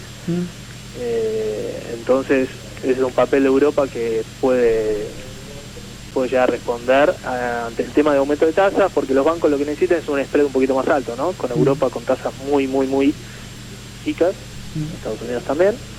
necesitarían un poquito más de spread para poder lograr una diferencia con sus tasas, activas y pasivas. China, ¿cómo lo ves, Germán? ¿Vale la pena alguna inversión en acciones de empresas chinas, en algún ETF que replica Exacto, China? por el lado de los ETF te iba a decir, en Estados Unidos se pueden conseguir, son índices que replican la variación de las principales empresas del mercado. Es un mercado que no es fácil operar, justamente, tenés también algunos ADRs, no tienen un volumen muy importante. Y de vuelta es un mercado que, bueno, cuando hay anuncios, la variación de su PBI tienen mucha volatilidad, entonces no lo vemos muy seguro. No lo recomiendan mucho. Bueno, pasemos al mercado local, que es lo que también interesa. Ustedes hacen mercado internacional y mercado local, ¿no? Sí. Bien, perfecto. O sea que tienen la variedad de productos dentro del supermercado. Pero es que yo lo veo así, como un supermercado. Uno va y elige, entonces habrá cosas que puede comprar y cosas que no. Con respecto al mercado local, en algún momento el índice Dow Jones y el índice Merval estuvieron los dos en 19.000 puntos. Ahora el Dow Jones está en 20.890, casi 20.900, y el Merval está en 19.000 y pico. ¿Qué pasó y qué se espera? Uno es el tipo de cambio, el dólar se quedó quieto, entonces en realidad en pesos vale, o sea, el Merval en dólares vale más, bien, porque el dólar se cayó un poquito. Bien.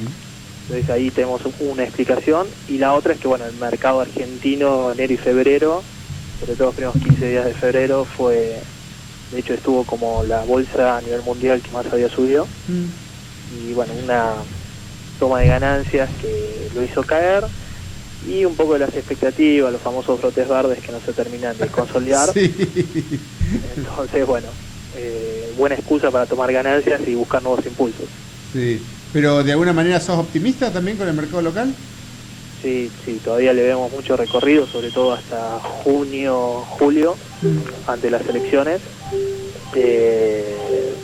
porque hay que tener en cuenta que ahora en abril vence el plazo de los 6 meses que tenían que esperar los que habían depositado dinero efectivo por el tema del blanqueo en octubre. Es un buen dato ese, qué buen dato, ¿eh? Entonces hay 7.000, 8.000 millones de dólares que se supone que ya está blanqueados, van a buscar renta financiera porque los que podían comprar inmuebles podían salir antes, automotores, yates, embarcaciones. Entonces se supone que mucho de ese dinero va a ir a renta financiera, apuntando básicamente a los bonos. Bolivia hace 2-3 días se emitió un bono al 4,6, 4%. ¿no? Sí, 4,6 era o 4? 4,3. 4,3. Y Argentina un bono a 10 años, el que emitieron en enero, rinde el 7%. O sea, yo para ponerlo en contexto, porque justamente después lo iba a hablar con Eduardo Corrado. Bolivia emite al 4, ¿me dijiste? 4,3. 4,3. Argentina emite al 7 redondeando, ¿no? Sí. O sea que hay 2.7% de spread entre uno y otro. Con una deuda de 252 mil millones de dólares, 2.7, 3% redondeando serían algo así como 6 mil millones de dólares al año. O sea que Argentina paga 6 mil millones de dólares más por año solamente por su falta de reputación. Comparado con Bolivia. Si te comparado con Bolivia. País. A ver, y con respecto, porque... No, pero Bolivia está en lo que es la media de Latinoamérica, ¿o no? 200 puntos básicos por encima de Estados Unidos. 2 puntos. Claro. Perú está mucho más bajo, Chile ni hablar, Uruguay. Mismo Brasil pagaría un poquito más que Bolivia, pero con todo el despelote político encima, ¿no? Entonces, son 6 mil millones de dólares que serían más o menos así como 100 mil millones de pesos. Eso es lo que nos cuesta al año. Sí. Qué bárbaro, ¿no? Último punto, antes de darle a Corrado, que también está acá tomando nota de todo porque quiere hacerse millonario. Para comprarme una Ferrari quiero. Hoy vi una Ferrari, Hoy venía andando y vi una Ferrari. ¿Era de las buenas o copiada? No, de la buena, de la verdadera, no de la carrocería. El lindo petróleo. Para los cortes, ¿no? Sí. Ferrari. Y sobre todo, porque yo también uno lo piensa, porque para andar en Ferrari uno tiene que tener caminos también, o rutas, o calles que anden en el Ferrari. Le agarra un pozo, un lomo de burro, y no sé qué termina pasando con uno de esos autos. Pero bueno, leía, Estados Unidos recortó sus niveles de inventario de petróleo, y el precio del petróleo venía bajando, había alcanzado un pico en los últimos días, 50 y pico, y ahora está en 40 y pico también. ¿Cómo ves el petróleo? Porque de alguna forma también todo lo que es Argentina, petróleo, Petrobras, YPF, etcétera, se mueve al ritmo del precio del petróleo, ¿no? El Merval, claro, Tenaris también. Tenaris, exactamente. Exacto. ¿Y cómo lo ves al petróleo? ¿Cuál es la lectura que tienen, si tienen alguna?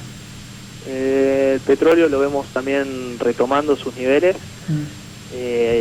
Está siempre latente la emisión en Estados Unidos, internacional por primera vez, de la petrolera de Arabia Saudita, la estatal.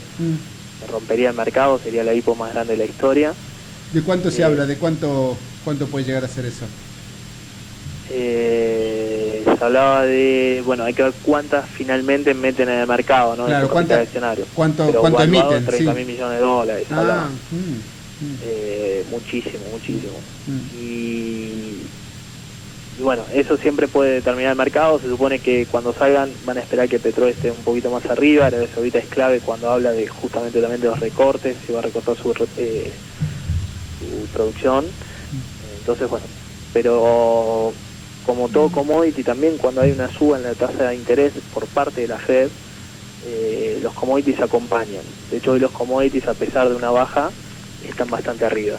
Y los mercados emergentes en general también están bastante retrasados, volviendo a lo que hablamos de Argentina, del mercado local, bastante retrasados con lo que es el mercado internacional. Entonces, suponemos que por ese lado el petróleo va a ser demandado por países emergentes también.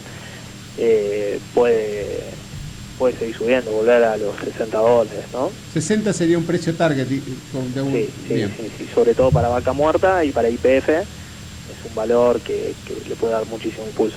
Bien, el dólar finalmente, Germán, cotiza estable hoy a 15,82. Usted tiene dentro de las áreas dentro de las diferentes unidades de negocios del grupo, tienen un sector que es de casa de cambio. ¿Observan un incremento de las ventas minoristas de dólares? ¿La gente está demandando más dólares a nivel minorista? Porque hay una nota en ámbito, dice verano verde, demanda de dólares fue la mayor en 15 años.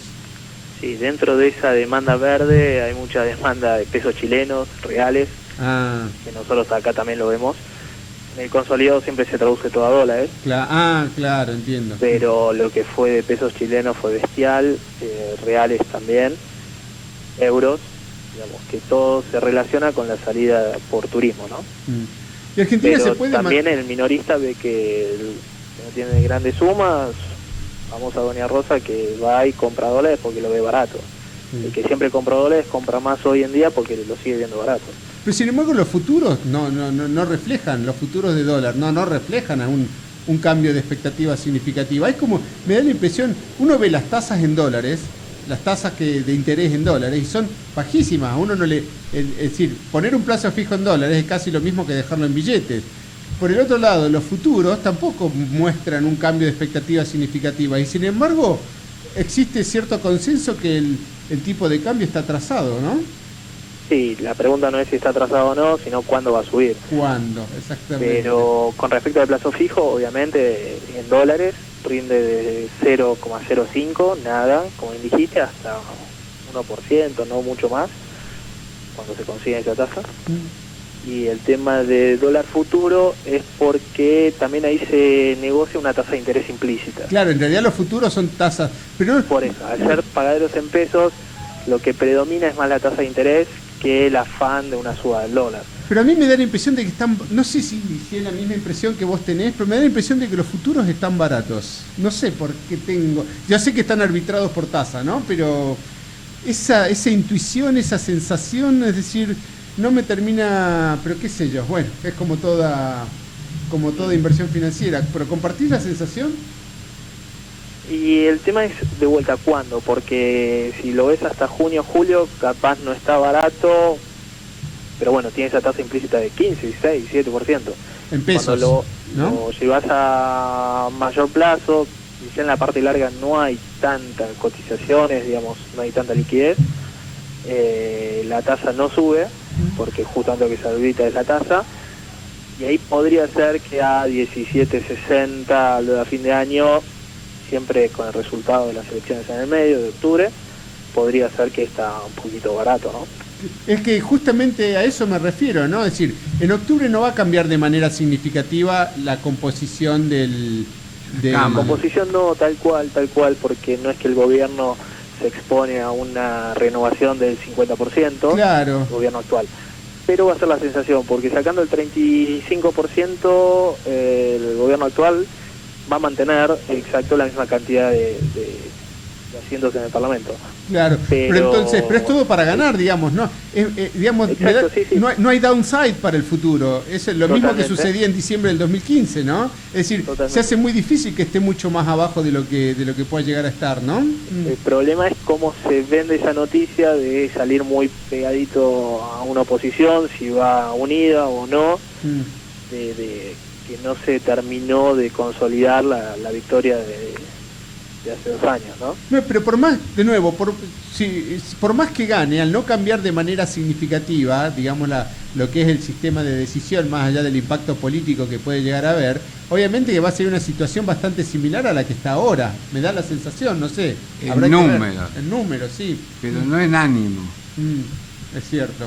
Porque vos perdés una elección y perdés decisión, me parece.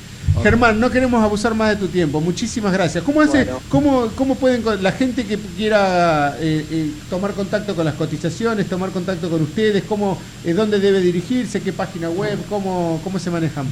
Sí, se puede dirigir a nuestras oficinas en San Martín y Corrientes, sino en nuestra página web, que es pianobursátil.com.ar. Muchísimas gracias. Era Germán Rey de Piano Bursátil con su análisis financiero. Muchas gracias.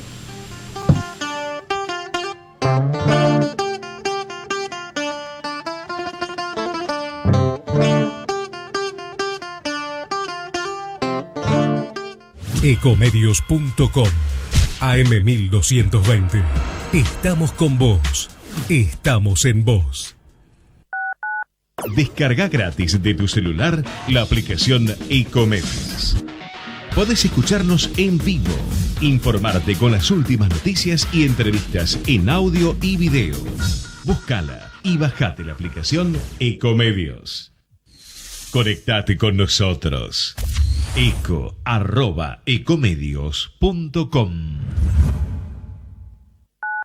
Global Inversión, el único fondo de inversión agropecuario focalizado en especies aromáticas. Más información en nuestra página globalinversión.com. En noticiasyeconomía.com.ar vas a encontrar la información y la opinión que no sale en otros lados. Gestión integral de inversiones inmobiliarias en Miami. Eduardo Pérez Oribe, presente en el mercado de Miami por más de 25 años, le brinda servicios de asesoramiento, búsqueda y análisis de opciones, gestión integral de la compra y administración posterior de su propiedad para que su decisión de invertir en bienes raíces en USA se concrete con óptimos resultados. Le ofrecemos un servicio diferenciado que incluye la compra y la gestión de todos los aspectos pre y post compra. Intertrust Realty. Teléfono 52 56 7136. Comunicate con nosotros. 4325-1220. 4325-1220. Hello?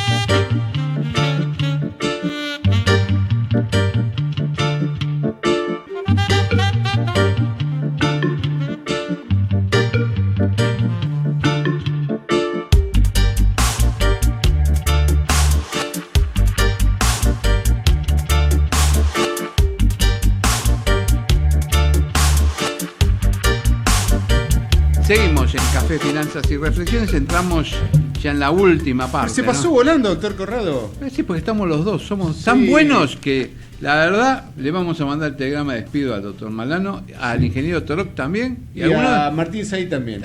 Martín Saí no, porque tiene un hijo y tiene que tiene que mantenerlo. ¿No? Le cuento la cotización del Bitcoin, esto que venimos siguiendo. Este viene bárbaro. La semana pasada estaba en $1.186. Esta semana 1.255, subió 5.8%. Eso fue por la Expo EFI. No, contemos de la Expo EFI, porque se llevó a cabo el miércoles y el jueves pasado la Expo EFI en la sala de Hilton. Justamente el miércoles tuvimos que dejar el programa en manos del doctor Malano y de así Martín. Le fue a 0 de rating. A menos 10 de rating. Ni ellos se escuchaban. Es más, yo lo vi a Martín, estaba escuchando otro programa mientras conducía. Así que estuvimos en la Expo EFI, la verdad que es muy interesante, ¿no? Mucha gente, doctor Corrado. Muchísima gente. Se ha transformado en la cita anual de los temas de finanzas. No, pero vos es que me llamó la atención porque, digamos, si vos has concurrido habitualmente y estás ahí entre el público, te das cuenta que al principio, en la primera y en la segunda, era muy técnico el público que estaba. Y el otro día había mucho público ansioso de aprender cómo se invierte. Que era gente no especializada. No especializada, es más, algunos que yo estaba ahí entre el público me preguntaban qué quiere decir esta palabra cuando habló alguno en forma muy técnica. Mirá vos. Entonces, bueno, estuvo tu exposición, que hablaste ahí de cómo estaba la situación del país. Sí, son los mercados internacionales. Los mercados internacionales. Gran parte de los temas que están sucediendo. De los temas que están sucediendo. Eso es muy bueno, porque en realidad no fue mi exposición. Yo tengo que mencionar que hay un club de inversores dentro de la Universidad del SEMA. Exacto. Que es coordinado por Federico de Marchis, que es un analista, un trader a nivel internacional, que está ubicado en Montevideo, en realidad viaja de manera frecuente. Él supuestamente iba a estar en esa reunión, yo iba a moderarla, iba a estar Julián Siri y Federico de Marchis, y Federico lo que iba a hacer es un paneo sobre las principales variables de los mercados internacionales, ¿sí? Esto que hemos tenido oportunidad de hablar de recién con Germán Rey. No pudo estar presente por un tema, al final estuvo el viernes en la Universidad de SEMA presentando en el Club de Inversores la misma exposición, pero bueno, la pasé yo y de alguna forma fuimos tomando los principales aspectos de lo que son las variables internacionales, la tasa a largo plazo, la utilización de la capacidad instalada en Estados Unidos, es decir, lo que son la tasa de interés, el mercado local, diferentes variables de China, variables de Europa, como para tener... Y lo que él tiene es un gráfico muy, muy interesante, que después se lo voy a mandar a Claudia en algún momento para que lo cuelgue dentro de Café, Finanzas y Reflexión en el UTITE, que divide los cuadrantes en dos grandes dimensiones, ¿no? Por un lado, crecimiento y por otro lado, recesión, en lo que hace la economía. Y por un lado, inflación y por otro lado, deflación o baja inflación. ¿Bien? Y en función de todo eso, lo que define es cuáles son los instrumentos en los que hay que invertir dependiendo de las expectativas que uno tiene, ¿no? Entonces, por ejemplo, si hay crecimiento e inflación, hay que invertir en acciones. Si hay crecimiento y deflación, hay que invertir en TIPS, que son bonos ajustados por inflación en Estados Unidos. ¿Bien? Si hay inflación, pero no hay crecimiento, si mal no recuerdo, eran commodities, ¿bien? Y si hay recesión y inflación, hay, oro también. Y después estaban también los bonos de Estados Unidos. Entonces, si uno rápidamente trata de ver cuáles son las expectativas con respecto a los mercados internacionales, cómo funciona la economía y qué se piensa que va a pasar con el nivel de precios, automáticamente le define la cartera de a qué tipo de instrumentos debería ir en función de sus expectativas, lo cual es muy, muy útil porque facilita fenomenalmente el proceso de aprendizaje. No, por supuesto, eso facilita. Y después vamos a aclararle al público desde qué monto yo puedo invertir en un fondo común de inversión, o por ejemplo si llaman a los chicos que están haciendo este tema, por ejemplo a De Marchi lo llama, ¿desde qué monto puede invertir una persona? El otro día me preguntaba en el estudio la chica, ¿puedo con 10.000 pesos entrar en este tipo de... Los fondos de común de inversión sí, porque no sé si será 10.000, dependiendo, también hay fondos mayoristas y fondos minoristas, eso en función de ponerse en contacto con un ALIC, que son las anteriores sociedades o agentes de bolsa, o ponerse en contacto con un banco. Los bancos tienen muchos de esos productos, que en realidad no los manejan ellos, los tercerizan. Ajá. Hay alguien que los maneja y se los vende, el banco vendría a ser un distribuidor de esos fondos de inversión. Porque vos fíjate que todo esto que hablamos son productos financieros, así como hay productos de consumo, hay productos financieros. Exacto. Y qué producto comprar depende de cuáles son mis preferencias. Lo mismo que cuando voy al supermercado. Compro pañal y no compro mermelada. Compro gaseosas y no compro papas fritas. ¿Por qué compro uno y compro otro? Depende de mis preferencias. En este caso, con los instrumentos financieros, con los productos que son acciones, bonos, commodities, etcétera, dependerá también de mis preferencias de riesgo, de liquidez y de tiempo. Cuáles son mis preferencias y en función de eso decidiré cuáles son los instrumentos más apropiados. También hay una cuestión de tamaño de la inversión, porque obviamente si vas a invertir 2.000 pesos, imagínate que solamente podrías comprar 8 acciones de Tenaris, porque 250 creo que está, no recuerdo el último precio. Entonces nadie te va a vender 1.000 pesos porque es un monto pequeño. Pero sin embargo, a partir de 5.000, 10.000, 20.000 pesos se pueden entrar en fondos comunes de inversión, lo cual garantiza que vos tenés una cartera diversificada, porque si entrases con 10.000 pesos en una acción, nuevamente la fraccionalidad, el fraccionamiento de los precios haría que no puedas entrar con una cartera diversificada, porque no te darían los números. Exactamente. Pero eso pasa mucho. Es bueno aclararle eso, que concurran a los bancos, que llamen a donde administran los fondos comunes de inversión para hacer. Por eso te pregunta en general. Sí, pero un punto que hay que tener en cuenta, una nota de precaución, es lo mismo que sucede en cualquier otro tipo de entorno. Al ser un producto, en realidad el que se lo vende es raro que piense en el beneficio de uno, en realidad piensa en el beneficio de él. Con lo cual uno siempre tiene que tomar, no significa que esté mal, porque cada uno piensa en su propio beneficio, pero tiene que tomar con pinzas lo que todo y tratar de discernir, ver con criterio, con sentido común, qué es lo que a uno más le conviene. Y sobre todo hacer las preguntas apropiadas. Porque a veces uno confía y no hace las preguntas, y necesita hacer las preguntas, y sobre todo después también ver que estén por escrito. Exacto. Es decir, no solamente que quede en una versión en la cual me dijo tal cosa, sí, ¿sabe qué? Frente a una situación de contingencia, me dijo, le dijo, y ¿de qué importa lo dije? Al final lo que importa es el contrato que usted firmó y las condiciones bajo las cuales se celebró esta transacción. Y en definitiva, todo están en los contratos, por eso es tan importante conocer el derecho comercial o el derecho empresario para poder hacer este tipo de cosas, y esas especializaciones que hay ahora vienen bárbaras para la educación. Por otra cosa voy a aclarar algo, ¿no?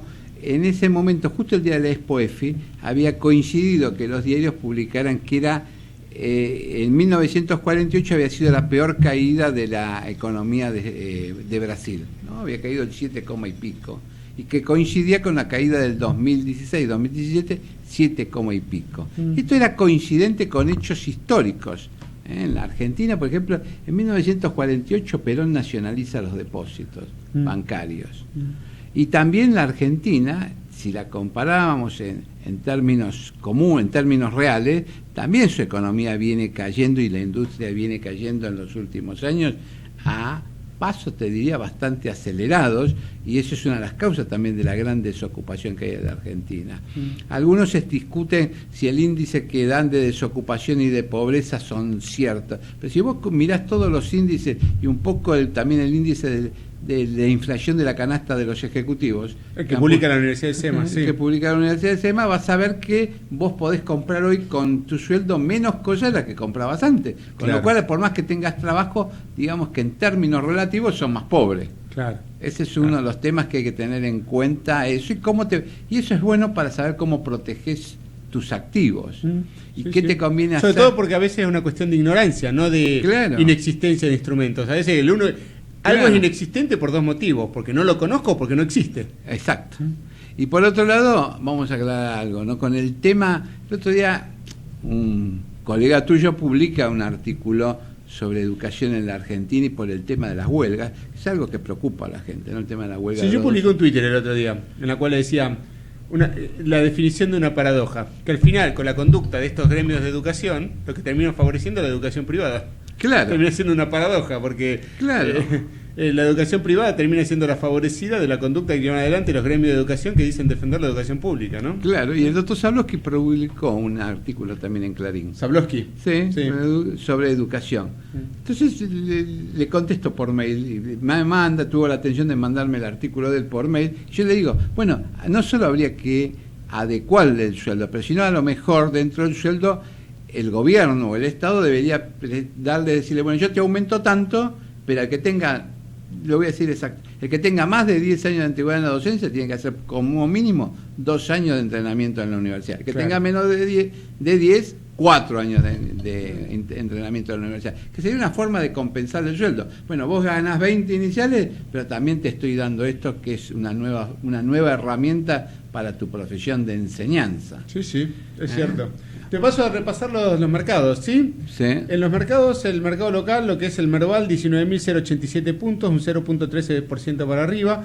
El Dow Jones, como ya hablamos recién con Rey, 20.895 puntos, un 0.28 para arriba. El petróleo para abajo, $47.72 el barril, menos 1.4%. Lo que son las monedas, el dólar, casi empatadas, lo que es el dólar y el euro, así que casi no se han movido.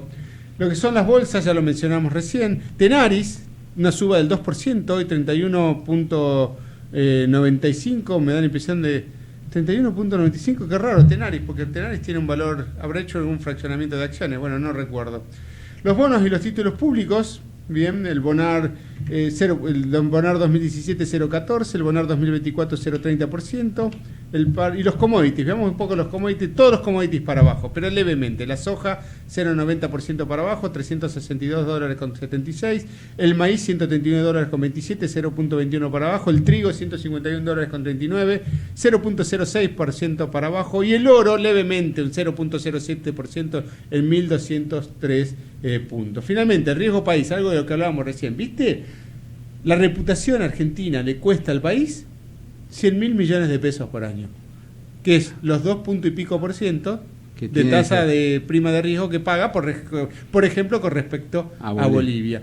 Fíjate lo que se podría hacer con 100.000 millones de pesos, ¿no? Es decir, es dinero que lo tirás. En definitiva, dinero que lo terminás tirando, porque terminás pagando más caro solamente porque reputacionalmente no sos...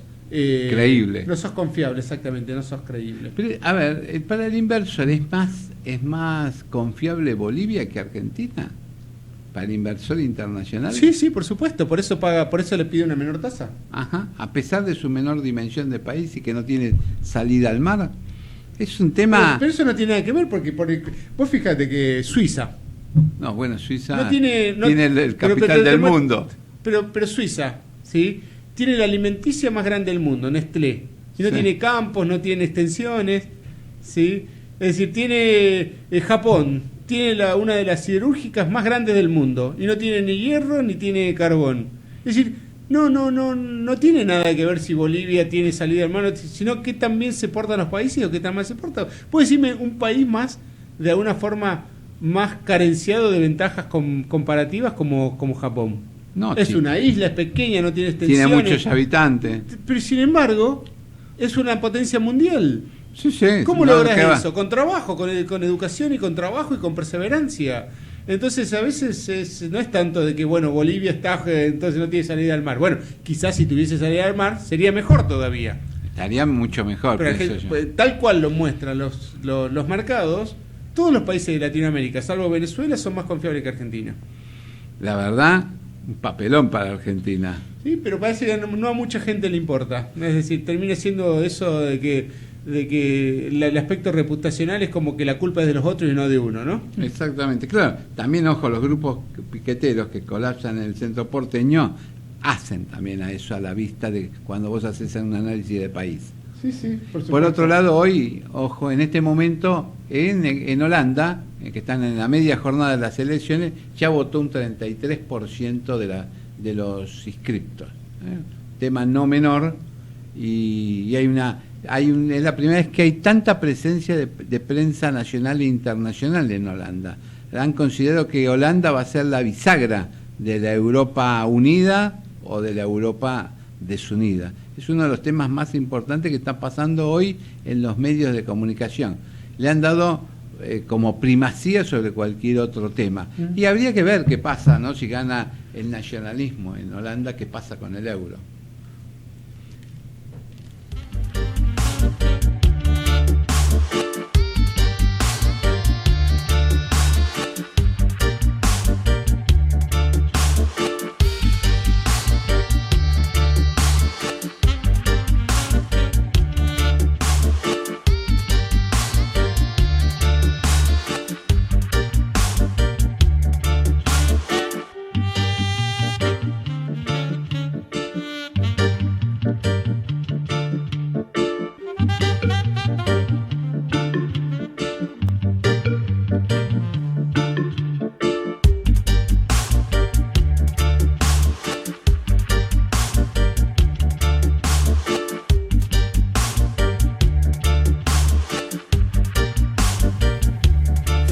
café. 3:50, doctor Corrado, antes que ponga los ojos de chino. Bueno, los chinos nos están invadiendo, me estoy acostumbrando a eso. Sí, tenemos que... China se ha transformado, creo, en la segunda potencia mundial, primera potencia mundial comercial y la segunda economía a nivel internacional. O sea, China va a ser la primera potencia en 10, 20 años. Y bueno, está... Por tamaño específico, por peso específico, digamos. Te paso algunos chismes, ¿no? A ver. De la calle. Hay muchos grupos chinos tratando de comprar empresas argentinas.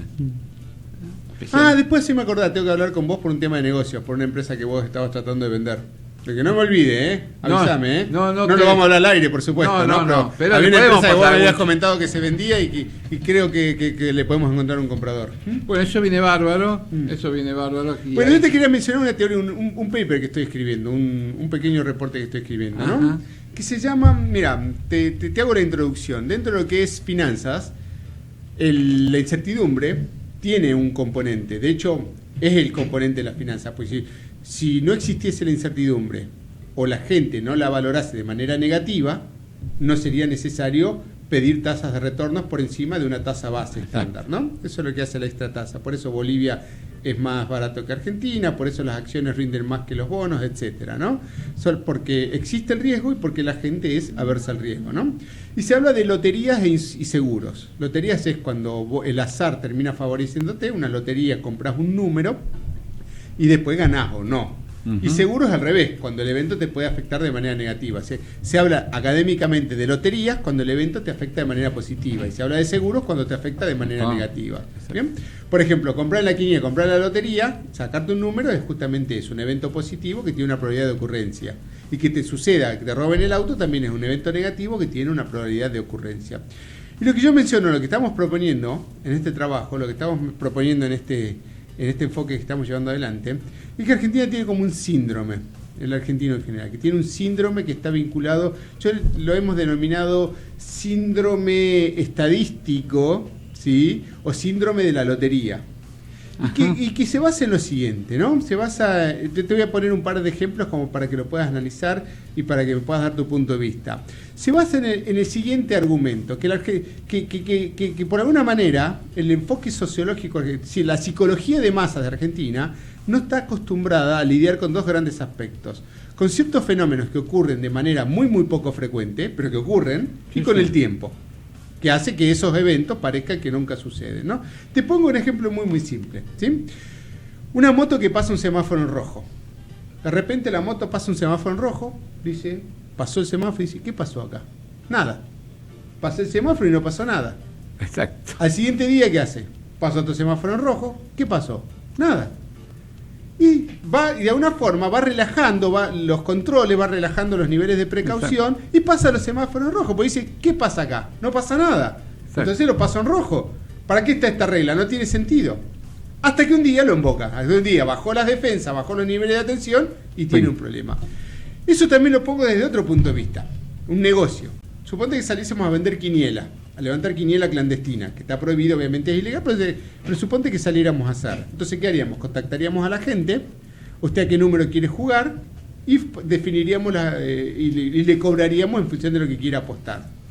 El negocio funciona fantástico, ¿hasta qué momento? Hasta que alguien gana, exactamente, ahí tenemos de nuevo. Es decir, y uno dice, se supone que nadie gane, porque el negocio anda bárbaro, nadie gana, la probabilidad es muy baja de que alguien gana, me entra plata, me la gasto, la plata me la gasto, pues me está entrando plata, y dice, ¿cómo no se me ocurrió antes este negocio? Lo mismo que el de la moto dice, ¿cómo no se me ocurrió antes pasar los semáforos rojos? Voy más rápido, y esta regla es totalmente tarada, realmente estúpida, ¿no? Lo mismo sucede también cuando alguien ocupa un lugar que en principio no puede ser ocupado, uno ocupa de terrenos de manera ilegal, suponte un terreno que nunca decir, pero que por algún motivo está desocupado. Se ocupa, no pasó nada. Lo ocupa, no pasó nada. Hasta un día se inundó, porque por algo estaba desocupado. Entonces, y en ese momento es cuando empiezan a surgir los problemas, porque el Estado no me protege, porque el Estado esto, porque el Estado lo otro, porque el Estado más allá. O pongamos que dejas de entrar gente en un recital gratis. ¿Sí? Dejaste entrar a 100, al día siguiente dejaste entrar a 400 y no pasó nada, todo bien. O hiciste recitales sin normas de seguridad, sin especificar ninguno en especial, o eventos sin normas de seguridad. Hiciste uno, no pasó nada, hiciste otro, no pasó nada, con lo cual decís, ¿para qué voy a tener normas de seguridad Sí, ¿para qué voy a gastar en seguridad si realmente no pasa nada? ¿Hasta que qué? Hasta que un día pasa, exactamente. Y ese es de alguna manera el síndrome que tiene, es lo mismo que con la educación.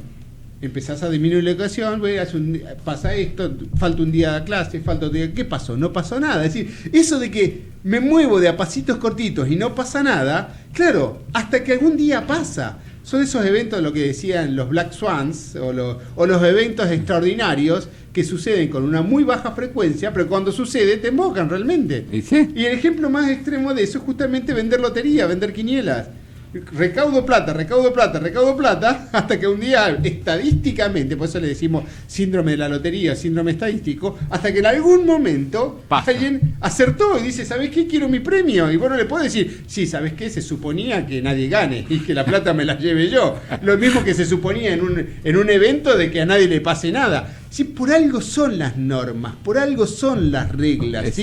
Hay reglas que si no se cumplen, generan un efecto inmediato. Y hay ciertas reglas que si no se cumplen, quizás no generan generan dos efectos. El primer efecto es que si no generan un efecto inmediato, pero tarde o temprano te relaja, te alivia los controles, te alivia el nivel de atención, te alivia el estrés y justamente pasa el evento y no estás preparado. Y en segundo lugar, que es quizás peor todavía, tiene un efecto contagio.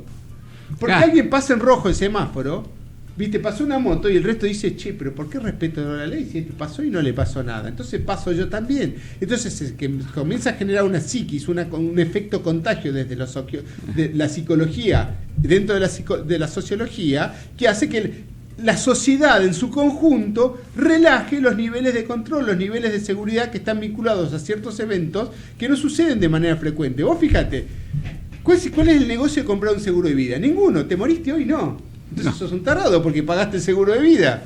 Sí, pero ¿sabes qué?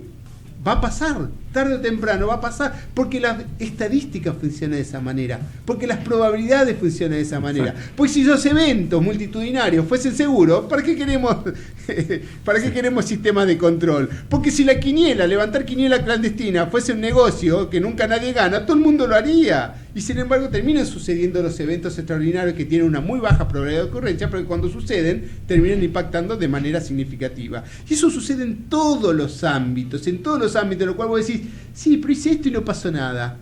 Y el día del siguiente lo repetí y no pasó nada. Y el otro me copió y no pasó nada. Sucede con los impuestos. Sucede en todos los ámbitos, sucede ese tipo de conductas. Entonces es bastante interesante, tomando algunos aspectos que están vinculados a economía y a finanzas, el hecho de reconocer de que hay un síndrome de la lotería, un síndrome estadístico que impide, o que de alguna manera es consistente también. Vos fíjate que cuando uno descansa, lo que es la parte descansar en la suerte, descansar de alguna forma, confiar en el futuro, o sea, o por ejemplo leer el horóscopo a veces es una huida de la responsabilidad personal. Entonces esto mismo también es una huida de la responsabilidad personal. Exacto. Vos sabés que va a pasar, pero no querés reconocerlo de alguna forma consistente con que yo vivo siempre el día de hoy y mañana no me importa. Pero eso es decir, no solamente tenés un país en el cual gobernás para la gente que está viviendo en ese país, sino que estás gobernando también para la gente que va a vivir en el país, que va a nacer, y para la generación que va a venir después de esa. Y a veces el desafío es superar ese síndrome estadístico, síndrome de la lotería, para poder pensar realmente en las condiciones a largo plazo. Sucede con los impuestos. Pongo un impuesto pequeñito. O sea, aquí le puse, los municipios en la provincia de Buenos Aires pusieron un impuesto a la nafta. Y la gente lo paga.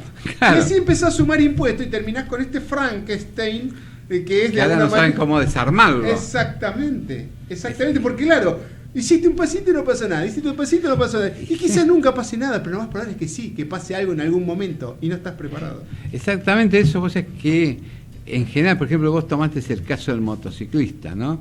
Pero yo te voy a contar un caso real. O sea, que un día llevo a mi señora hasta el aeroparque y se olvida casualmente la valija, ¿no? Hecho un poco improbable que vos te olvides la valija, pero pasó. Entonces el avión salía en una hora. A mi casa tenía calculado que más o menos en media hora llegaba con tránsito. ¿Pero qué hice? Contravine todas las reglas, ¿no? Pasé en rojo. Y ese día en lugar de tardar media hora para ir y media hora para volver, con lo cual hubiera tomado el avión, tardé media hora entre ir y volver. Claro. ¿Por qué? Porque hice contramano, pasé semáforos y qué sé yo. Sí, pero ¿está bien? Pero cuando después quise repetir la hazaña de velocidad en la ruta, me comí 4 boletas. Es que está bien, porque de alguna forma tus conductas, es decir, es un principio de la física, que toda acción tiene su reacción. Entonces que no podés hacer acciones que vayan contrarias y no esperar que nunca suceda nada, porque si no, de alguna manera no tendrían sentido en una primera instancia. Es decir, ¿qué sentido tienen entonces los semáforos? No, ninguno. Claro, no es que, estoy seguro de que si pasás un semáforo en rojo no va a pasar nada. Pero de alguna forma cumple una función que va mucho más allá de eso. Y tiene 2 aspectos, el sociológico y el psicológico. El psicológico es que te relaja, te alivia los controles. Un día no le prestaste atención y pum. ¿Por qué? Porque y en segundo lugar es que la gente te imita, porque dice, uy, mira, pasó y yo me estoy esperando acá como y perdiendo tiempo. Y es habitual que pase eso también en los lugares, por ejemplo en la provincia, habitualmente pasan los semáforos en rojo, especialmente a la noche. Con lo cual... Bueno, pero ahí hay una razón de costo-beneficio, exactamente. De seguridad, pero ahí a lo veces... que debiera hacer la provincia para evitar ese tipo de conductas es ponerlos en intermitente. Porque vos sabés que hay mucho menos accidentes, según alguien me comentaba alguna vez de tránsito, en alguna oportunidad que tuve de hacer un curso de tránsito, cuando los semáforos están en intermitente que cuando están en rojo y verde. Porque le prestamos atención al cruce. Exactamente. Y por otro lado, para terminar, ¿no? Ahí hay una película que se estrenó hace poquito, Jackie, que es sobre la señora de Kennedy, y ahí tomen un detalle, solamente cuando se produce el hecho de que van doblando la bandera estadounidense sobre el cajón que contenía el cuerpo de Kennedy. Fíjense cómo la doble, y únanlo con la religión y únanlo con el poder. Y vean qué diferencias hay entre 1962 y el 2017. Simplemente eso le dejamos como reflexión, después también de analizar a todos los invitados que hemos escuchado y lo que ha analizado el doctor Da Pena con respecto a la economía argentina y del mundo y cómo invertir y cuidarse de estas series estadísticas que lo que se va a producir en algún momento se produce.